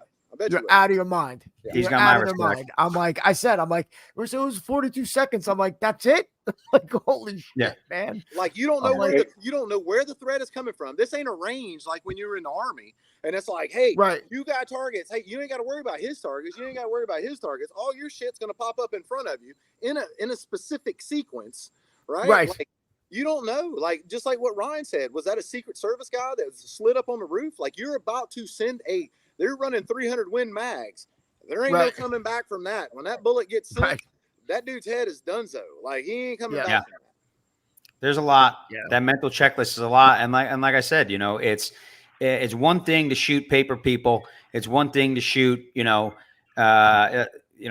whatever. But when there's an actual human being on the other side of that, there's a lot going on there. I don't care. I don't care who you are. It's if bad things need to happen to bad people, and we're all fine with that.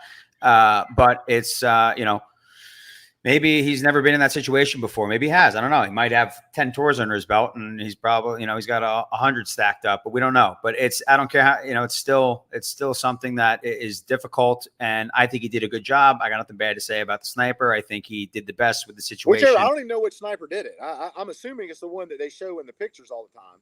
I don't know. Joe asked if Darren's awake. Yeah. Hey, Ryan, in reference to what Spartan was asking earlier, no concentric rings around.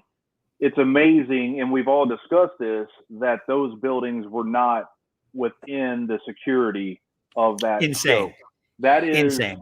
one of the most insane. This should have never taken place from that location. Now, he could have pushed back, or somebody could have pushed back further. Right. But those Right. cluster of buildings should have been involved in those rings and what Spartan is bringing up. Like, that should have never even taken place from that location.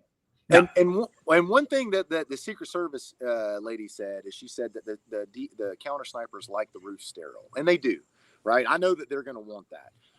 But with that being said, I can own property two ways. I can own it physically or through visual means, right? I am going to own it visually if I can't own it physically. So there's not going to be any way that someone is going to be able to get up on that roof. Now, you could argue and say, well, like, that's the reason that we had all of our snipers on that side, so they could all shoot unobstructed that way. So it's like, okay, so you're going to shoot 300 Win mags into areas where there could be people. Like, that doesn't make any sense. So there's no argument why you would not own that visually. So again, it's very convenient that the one spot that you don't own is also the one spot where a 20-year-old was able to come onto the roof. Yeah. Because if he comes onto the roof on the other side, he's in plain view of both sniper teams. Right. Hey, somebody keeps bringing up the water tower. That's kind of an obvious, and I'm not trying, Tom, I'm not trying to insult you, but everybody in this business has discussed the water tower. Our understanding is they were told they were not allowed, as far as the security detail, the DDMs were not allowed on the water tower, which is absolutely crazy. Even if you didn't want somebody up there with a rifle, right? Let's say they only had 2 counter sniper teams from the Secret Service, and they didn't want a regular or a police department DDM sniper up there. all you would have to do is say, hey, I need a couple individuals with some binoculars to put them up there to do overwatch. And all their job is to do is to send out that information. Hey, I have some odd movement over here. I have a group, or I have a guy that is like really doing some odd things, keeps getting in a vehicle and out of vehicle, in a vehicle. Right. Or I have a guy climbing a roof. I don't know. That's pretty odd, especially if it's not law enforcement. I have a guy carrying a ladder. Yeah. Well, he didn't bring the ladder. I know. So he didn't bring, but my philosophy on that is when he came out earlier in the day, because he came out to do some surveillance and he ran the drone, he probably saw the way that the air conditioning unit was positioned, and also observed the ladder that was already there. And that's he's like, well, I don't need this ladder that I just bought along with the 50, but he did buy 50 rounds prior to coming out. 5.56 is what they put out. Yeah. I would love to know that too, Jesse. I think I am assuming that a lot of this stuff will be subpoenaed, and a lot of the advanced packet, everything's going to be subpoenaed if certain things happen. And we all know the tomfoolery that can happen with paperwork, but it's going to be very interesting because it's the pre-planning. The pre-planning was so bad it's negligent, right? There's complacent and there's negligent. I believe it doesn't only encroach on negligence. I think it has blown through the door like the Kool-Aid guy into negligence territory. And I do feel, like I said earlier, I feel for the Secret Service agents who are doing the right thing, or the retired guys that have great careers, and now they've had their career tainted by this complete train wreck of a detail, because now everybody has a lowered perception of an otherwise very, very effective organization. And I think it's just fell victim to everything else that most other agencies fell victim to, and somebody said, as a sniper, you have a sixth sense as to what is out of line and what would watch weird spots. Yeah, we kind of know places, but it depends. That doesn't really apply, man, because we don't know. If you tell me, hey, there's going to be an actual sniper and that's the threat, well, then I'm going to be looking deep into rooms, because we don't shoot from roofs. We'll shoot from inside of a room or even a car. So without knowing who the exact, person would be that we were looking for, you got to play to the least common denominator all the way up to advanced people. So it really is hard being a sniper with a lot of people involved in a crowd setting, because there's so much happening and so much noise and so much stuff that, you're trying. Think about it. How many snipers were there, and they're trying to scan that entire area? It's not easy. It's not an easy thing. Yeah, that's a lot. Yep. It's a lot of information to take in too, and a ton. A lot of people don't recognize that it's hard on your eyes as well. If you're looking at binoculars or spotting scopes or an optic, and you're doing it over and like for a long period of time. Now, don't get me wrong; those dudes do it all the time. So if you were to go and lay down next to them, they're going to be able to. They can do it longer than me for sure, because they do it all the time. Their eyes used to it. I do it a lot, but they do it every day, right? So their eye is going to be way more conditioned to that. But that stuff is extremely difficult. It's taxing. And like I said, you got the dudes up there wearing black with plates on, so they're hot. There's indirect sun. Like, you're looking through hot ass binoculars, holding those up there. Like, their job is definitely not easy, and that they're very skilled dudes. I'm not taking anything from those guys. Like, no, those guys they got my respect for sure. That's why I can't tell you that they wouldn't take a shot. So right. Tom, they haven't, to my knowledge, they haven't released any of the crime scene photos yet of the casings. They just put out today during the hearing, the FBI director did, that there were 8 casings. I haven't seen any photos. I don't know if you guys have. I haven't seen any photos of the rifle. We're speculating. We keep hearing rumors that, he didn't had.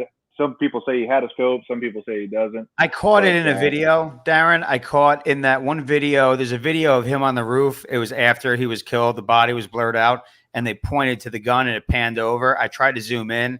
It definitely had irons, and it's blurry. There was definitely no scope, there may be a red dot on it. But even still, red dot at 130 yards. He'd be an ACOG. Right. He could be running like a 4-power ACOG. 4 too, power, yeah. because It that's didn't gonna look. be It about looked the more like an same size. EOTech, if anything. But even then, Jax, I mean, we had prior military guys we were sending overseas that they couldn't even, hit trust a me, I know 100-yard guys. target. I trained with those guys. Yeah. I'm sorry, I trained those guys, right? And I remember multiple times, like, we would go up to guys, and again, for the group that's listening, or anybody listens to this later on, we're training guys that are prior Marine Corps infantry guys and prior Army infantry guys and Air Force Special Operations. Like, all these guys are, like, legit dudes. And I would be like, hey, you're not hitting correctly. What's going on? I'd go down there and I would look, and their optic wouldn't even be correctly attached to the gun. It would be backwards. I've seen backwards. Down correct. I'd walk down there and could rattle it or slide it and pick it up and, like, take it off the gun, right? So you're coming back to this level of this kid who was able to perform these high level of tasks, to be able to take a gun. That gun had to have some zero on it. What zero was it, right? I talked about that on that podcast that I was on. Because if it's a 25, a 50, 100, or a max point blank zero, all of those change it. Now we're talking about an 18-inch gun. Guess what? An 18-inch gun is fast as shit, right? So now we're talking about that is a fast bullet. So that changes stuff in the sense of the 0.22 second range as well, right? We just changed that. There's so many things that, unfortunately, we don't have enough information, so we can only go off of assumptions right now. But it doesn't compute to me for that kid to be able to perform that level of training. He shot it the day before. Jax, you and I discussed that. He was at a range about 25 minutes from his house on Friday, the day prior to the shooting. So I'm assuming he was zeroing it in. He was at a 200. The range has a 200-yard max range. So with that being said, let's talk. Listen, if that's okay, Damian, are we okay to chat about this? Okay, dude, this is great. Just roll. All right, so let's talk about that right there, right? So if we go to the range, let's give him absolute best absolute scenario. He went there the day before. He knows that he's going to be on this roof. He knows where President Trump is, and he goes, "This is 142 yards." Now he goes out to his range and he sets up and he marks off 142 yards with his rangefinder. So therefore, I can be point of aim, point of impact. Now you're shooting a red dot or you're shooting iron sights, because that's what it looked like, because it wasn't an optic. So now we fall back into the sense of a standard. Now there are red dots that have two MOA. So it could be that, but let's be realistic and say there's no way, because if he's got an 18-inch gun with a red dot, first off, that's weird in that sense at all. Like, who does that? Yeah. So not saying that it can't happen, but that's not a common thing, right? So he takes that and he sets that up. He pulls the trigger. He can't see the round impact.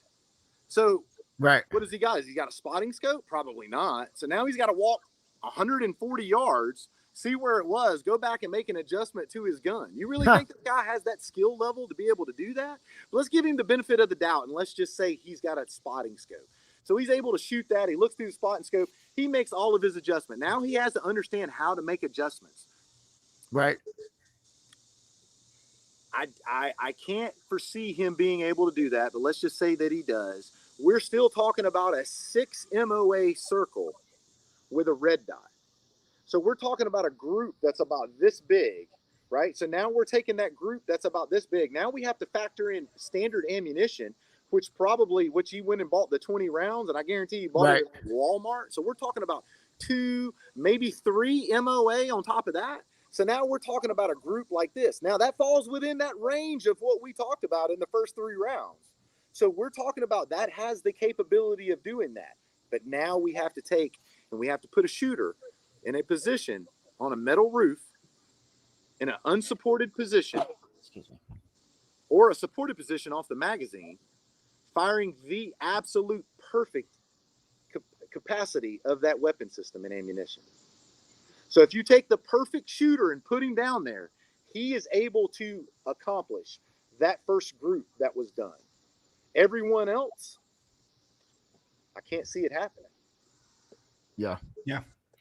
It's Yeah. it's the skills piece, and then also don't forget it's a metal roof. The sun was beating on it all day. It was probably hotter than the ambient temperature. So now you're laying your elbows on a hot roof. I mean, all these things, all these Right. variables come into play. For me, I was a prima donna, so I'd always make sure that my position was great. I loved being in vehicles because they're air conditioned, but it's just there's a lot of things that had to go very right for that to even take place. A lot of things. And I'm not saying one way or the other. I'm just saying if you make a list and you start checking off the things, it's a lot. And I Yeah, mean, think Ryan, about but your elbows being on a metal roof. Like, Yeah, who in the chat here, please, if you in the chat has ever fired on your elbows on a metal roof, whether it be in a training scenario or just in general, think about how difficult that is. Comment on there how difficult that would be. Now, what I will say in his advantage, he's on a sloped roof going up. That gives him a nice, comfortable position. I do agree with that, but that still means you got to get the rifle has to be at the angle. apex.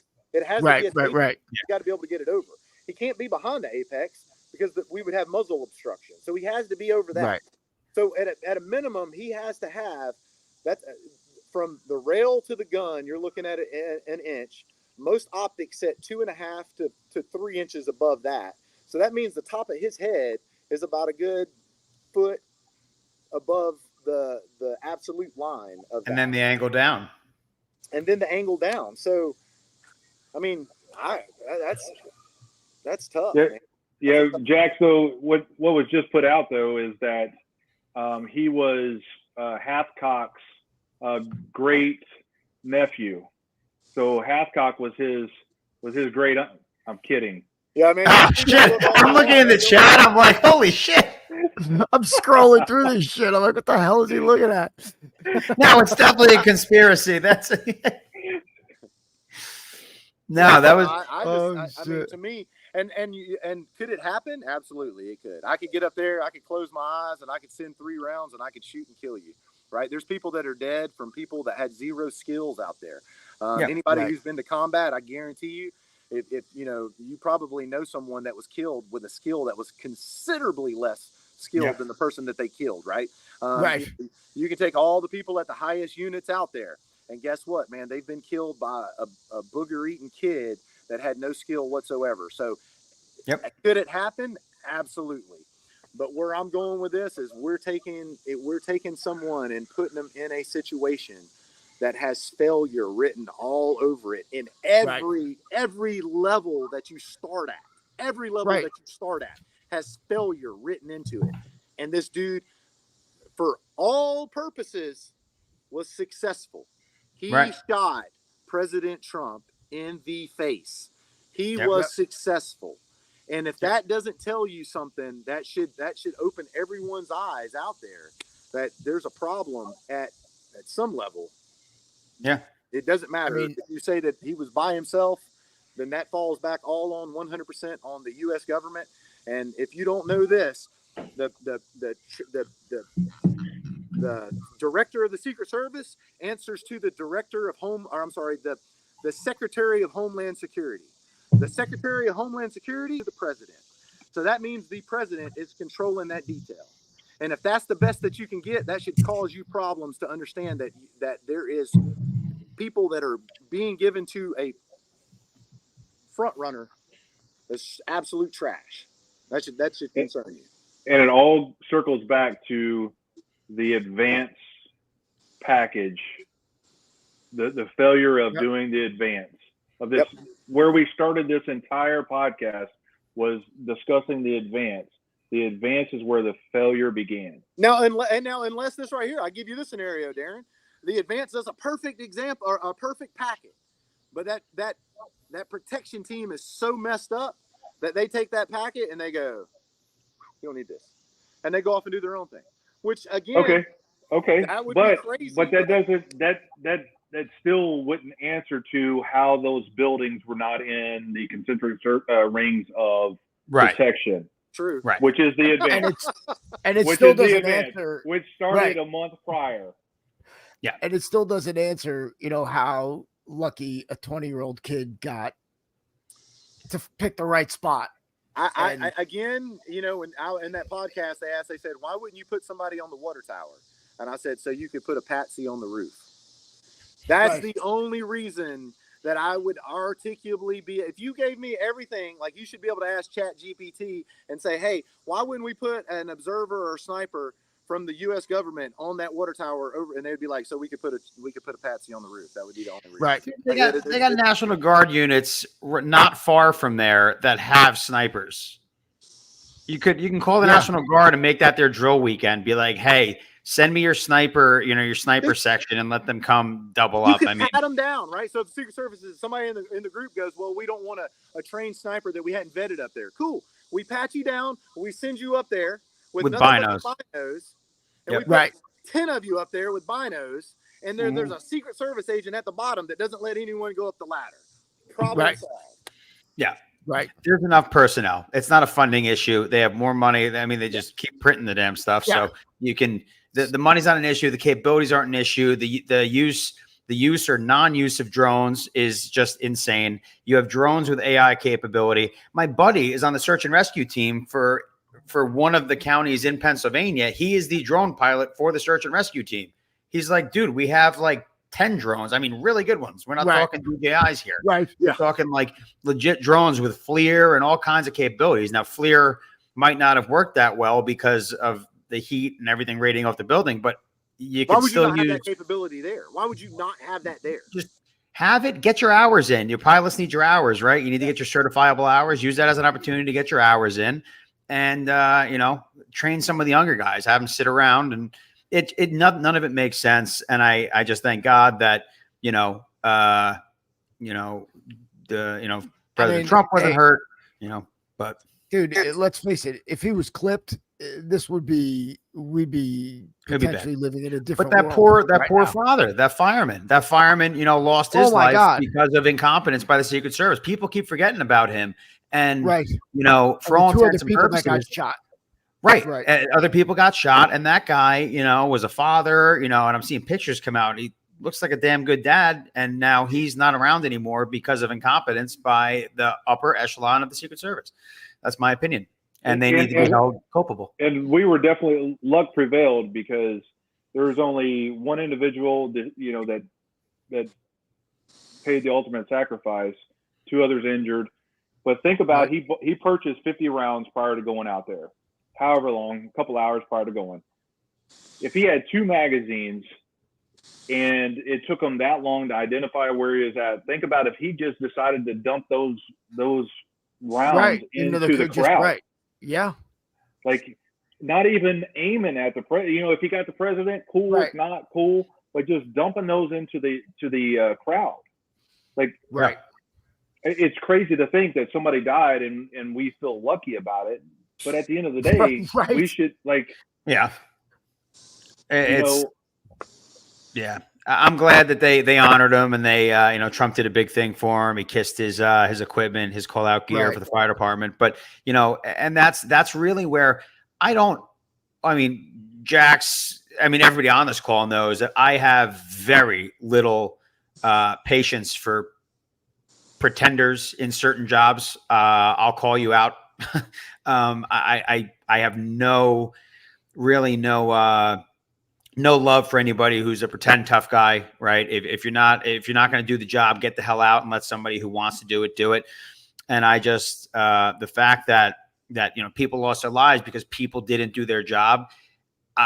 People need to really get in trouble here. I'm not talking, hey, we're going to move you to a different post. Someone needs to be held liable for this, because as far as I'm concerned, it's your fault. So someone somewhere, the buck stops with them, because everything is signed off on by certain people. So who made the decision to not do A, B, and C? And you can, it's not okay. Yeah, there's a couple. Let me see. I think somebody had a good question in there. I think it was Spartan said something. Let me see real quick. Let's see. In my world, definitely warrants getting the principal off the X, right? So you probably missed that early on. Yeah. Definitely. All 3 of us were contractors as well, and we taught this and everything. And really and truly, Trump may have been laid on right there at the very beginning, but after that, it would have been quick and you would have been grabbed up and you would have been gone. Like, I couldn't see more than, by the time that the Secret Service agent took that shot, I think he said it was about 15 seconds. Like, we would have been moving at that point. Like, I would have told the team behind me to stand up and give me a wall so we could get him up and get him moving.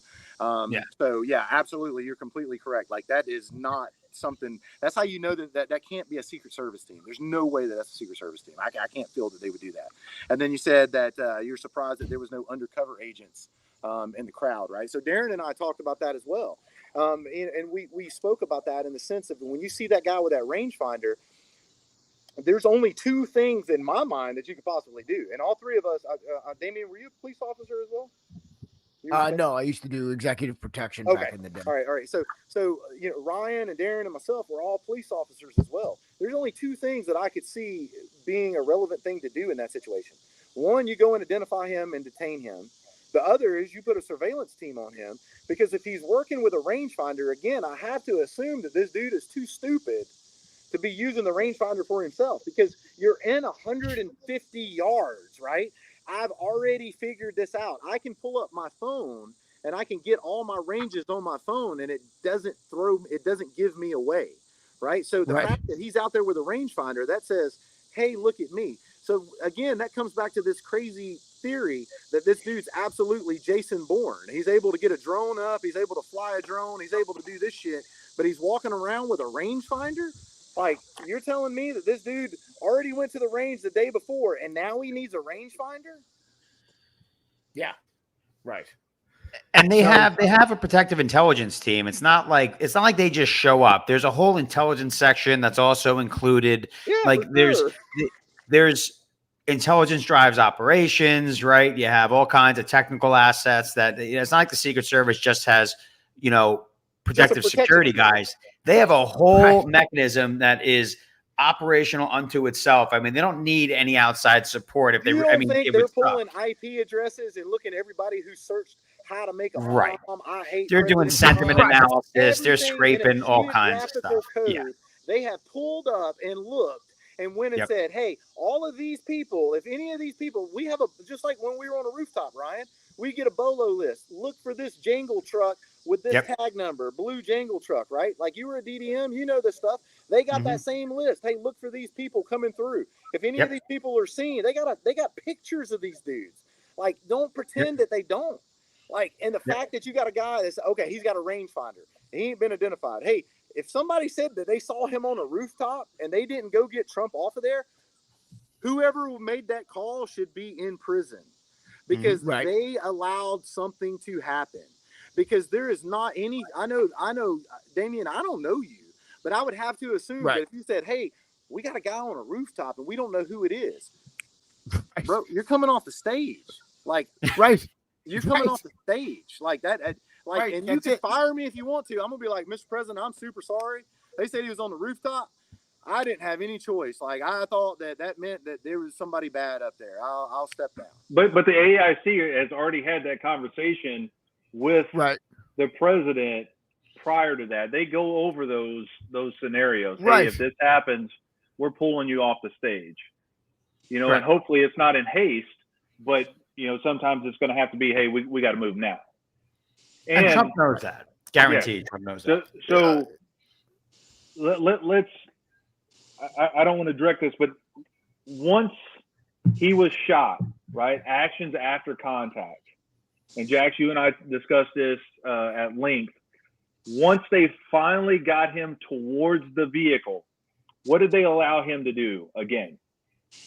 Expose himself. Pump his fist in the air. Stand up and bubble. He even stood up on the vehicle. Yes. Yeah. Like Spartan. I know you said you did diplomatic security, right? You know damn good and well when you finish whips that the principal's getting shoved in there and the AIC is on top of him and the door's getting shut, right? At no point in there did you say, hey, if the principal wants to give a high five out right before he leaves and gets in the vehicle. I missed that day. Like, if you just had a sniper that just shot at him, make sure you allow him to stand up on the running boards and give a fist pump, right? Like, awesome picture. Yeah, again, awesome picture. But then once we get him in the vehicle, what do we do? Because we know he just took a round. We have to start doing some medical Triage. assessment. First aid, yeah, right? man. Yep. Yeah. We're going to immediately, our brain switches to, hey, is there other holes? Because a lot of rounds were shot.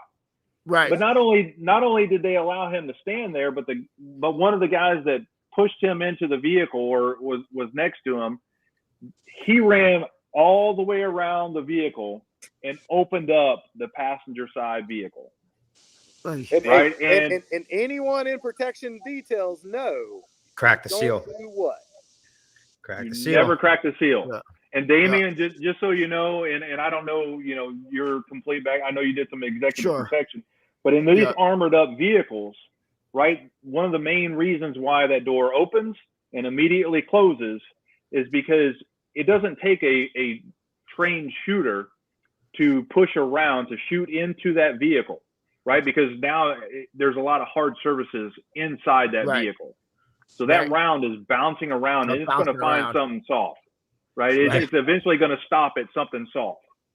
Right. Yep. Hopefully it's not the person you're protecting, but there's a good likelihood of that. So for Right. this individual, and that's why we keep going back to these guys were either not Secret Service, or if they were Secret Service, they were pulled off of some investigation. Definitely. They were doing some currency investigation They hadn't done this There's in, no in way. such a long time. Yeah. So this guy runs all the way around and he opens the door and he cracks the seal. What should have happened is they throw him in the vehicle. The AIC is on top of him. Mhm. Even if it was the shift lead at that time, I don't know who ended up with him. And he starts doing this assessment. The drivers drive. We always say, hey, drivers drive. What they're supposed to do is they honk the horn 3 times, and that's telling everybody, hey, get out of the Get way, the hell out of the way. because I'm punching the skinny pedal on the right.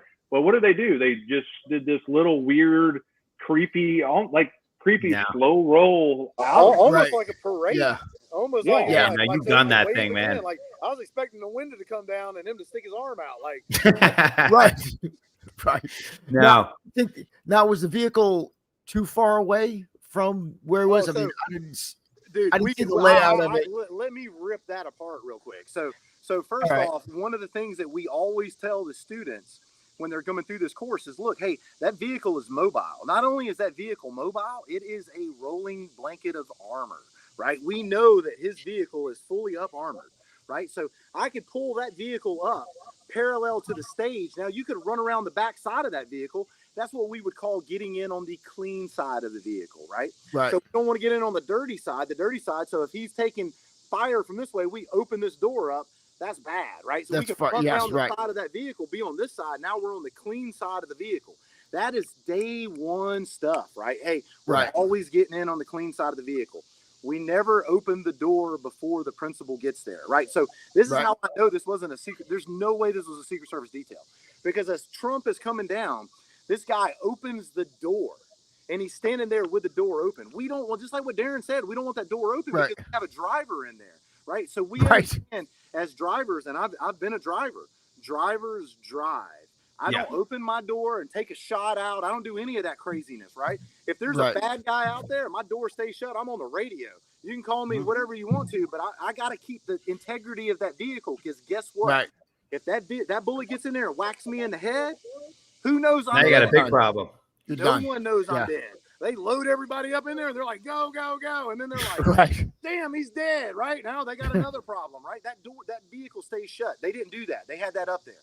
Not only did they do that, they didn't bring the vehicle around. They didn't pre-stage that vehicle. There was Right. there was nothing there. They left that vehicle way out there. When I say way out there, it's probably about 20 yards, 15 yards. Fucking Yeah, far, unsafe. man. It That's was forever far. in the protection game. It's far. Like, that's forever. You were a complete, like, if that had been a detail that I was on, that vehicle would have been up there next to the stage. So immediately when he came down, he was getting in. The vehicle would have they would have cleared that crowd back. So when that happened, that vehicle was punching out. Man, there would have been grass shot all over the crowd. Right. It looked like Ricky Bobby was leaving the scene. Like, it would have been turned sideways. We would have been out of there so fast. It would have been crazy, right?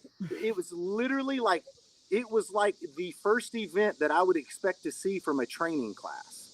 Like, Right. literally, no sense of urgency anywhere. Not getting him off the stage, not getting him in the vehicle, not getting the vehicle out of there, like going around and open the doors and looking in there. That was what I would expect to see from somebody who very first did that. Mm-hmm. Yep. Wow. Yeah. Somebody's asking about never crack the seal. What we're discussing is essentially you're not opening the door of the vehicle, of the limo, of whatever vehicle that we're putting the principal in. Jesse is talking about utilizing contractors that don't have a lot of experience for the intel. That's true. And Jesse, you would, like I said, Jesse, you would know about the intel part of it. I know enough to make me dangerous. But you have been in the intel phase since you and I worked together in 1994, all the way through. I was 8. Yeah. I was not. So, but no, and that's so. In Jesse's point, you know, he's basically alluding to what I was mentioning earlier, and apparently it's rife in the intel side of the house too.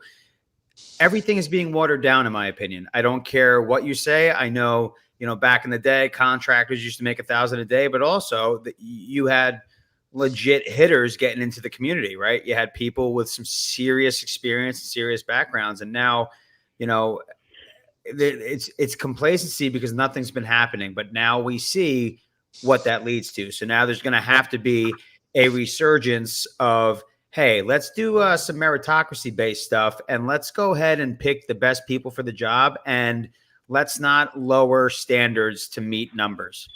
Sorry, shareholders. There's some businesses where you can do that. Do it to my Cheerios that you keep shrinking the box of. Don't do it in protective security. Leave that alone. Yeah.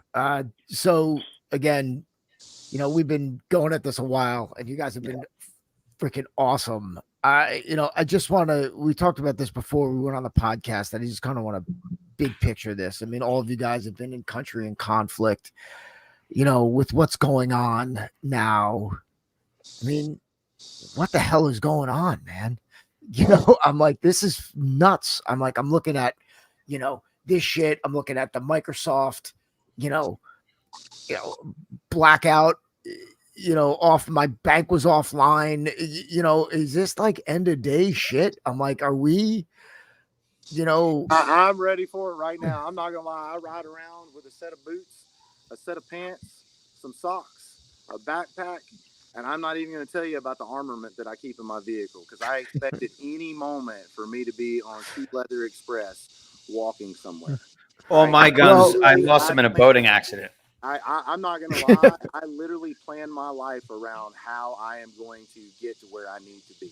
That's part of the reason I'm a pilot now. So I can go get a damn plane from an airport because they're not affected by EMPs. Right? Like I know it sounds weird, but I like how I live my life, and I'm expecting it every day because I don't think that we are at a point to where it can sustain much longer.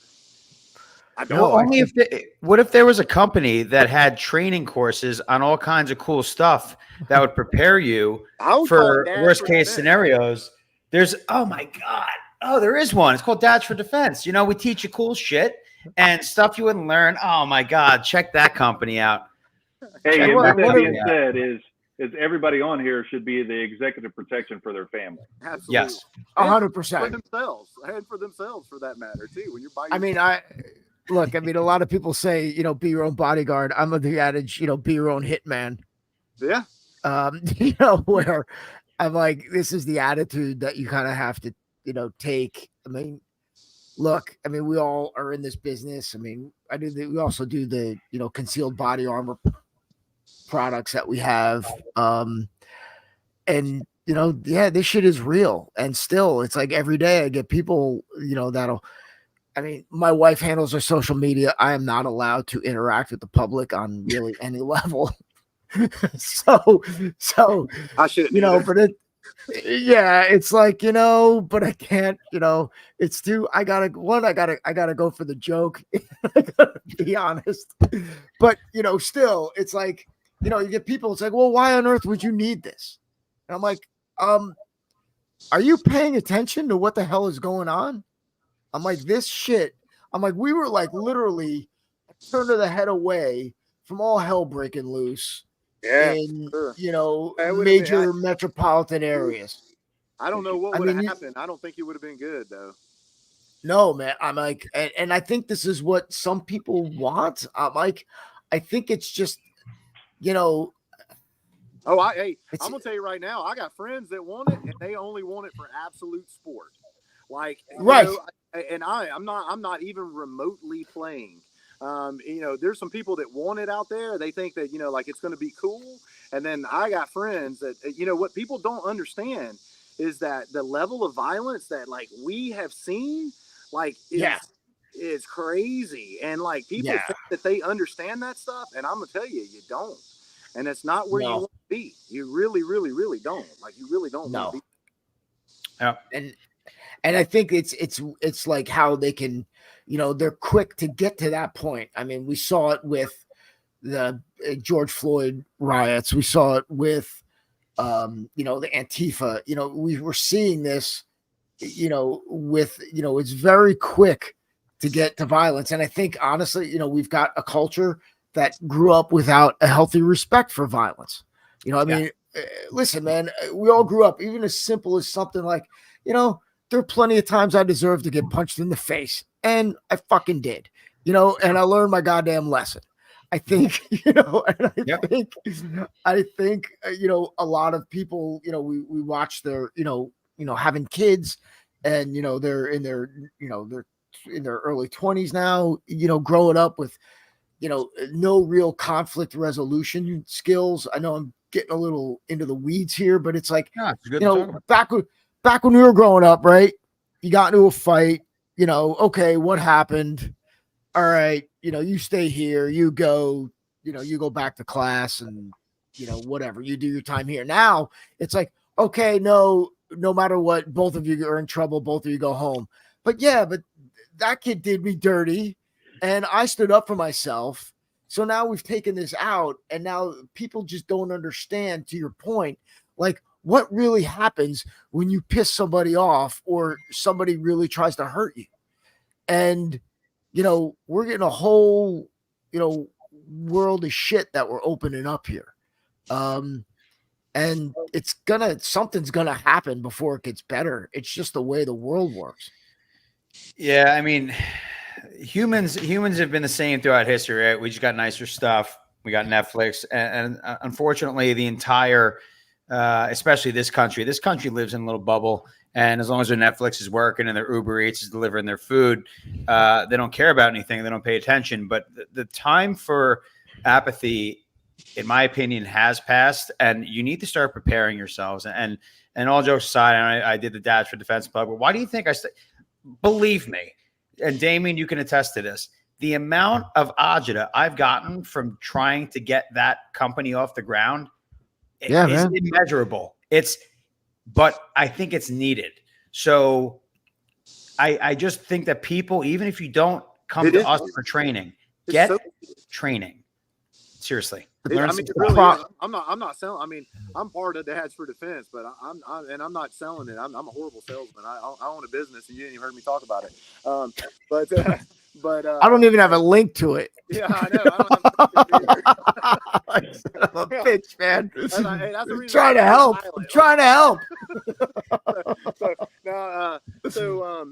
But no, like, the Dads for Defense things, anybody out there, like, you got somebody, because the ability to get some of this knowledge out there. I mean, even I don't have all the greatest of skill sets. And I mean, I got quite a few skill sets, and Darren don't have all the greatest skill sets, and he's got a lot, and Ryan and Damian, it's like, we have to understand that we're not where we need to be. And we need conversations like this to challenge ourselves, to remind us that, hey, look, we're not where we need to be, right? We're not where we need to be mentally, physically, emotionally. Like, we can always do better. What can we do to do better? And, Dads for Defense is like, that's really a great resource there. So I'm glad to be a part of that. I say, people just, again, like you said, like, denial is what kills you, right? Mm-hmm. I mean, and this is what's happening. I mean, people are just like, yeah, dude, no one wants to fight. You don't want to think about this shit, right? You don't want to want that, wanting this stuff. I mean, as I said, it's like, I never want to have to use force on anybody. It just is. Who the hell would want to do that? To me, it's fucked up to want to hurt somebody else. But you know, there are certain situations The younger that me would argue that, but sorry. again, you know, I'm not going to say that, you know, yeah, but we're not there, right? And we can say this now, you know, because, you know, I own shit now. Back when I didn't, bro, back when I didn't own shit, I didn't give a shit. You know? But that's so what you gotta yeah, worry about. Is the people ain't got right. shit to lose, you know? I mean, there's I got more out there shit like that, you know. I I mean, gotta start throwing. I gotta start throwing cargo out the plane. You know, I'm like, but yeah, man. You know, it's like, you know, dude. There's a reason why, you know. I mean, every day. I mean, look. I mean, you can take this to however far you want to take it, but you better know fucking something, right? Yeah. You better have a plan. You know, when you know shit.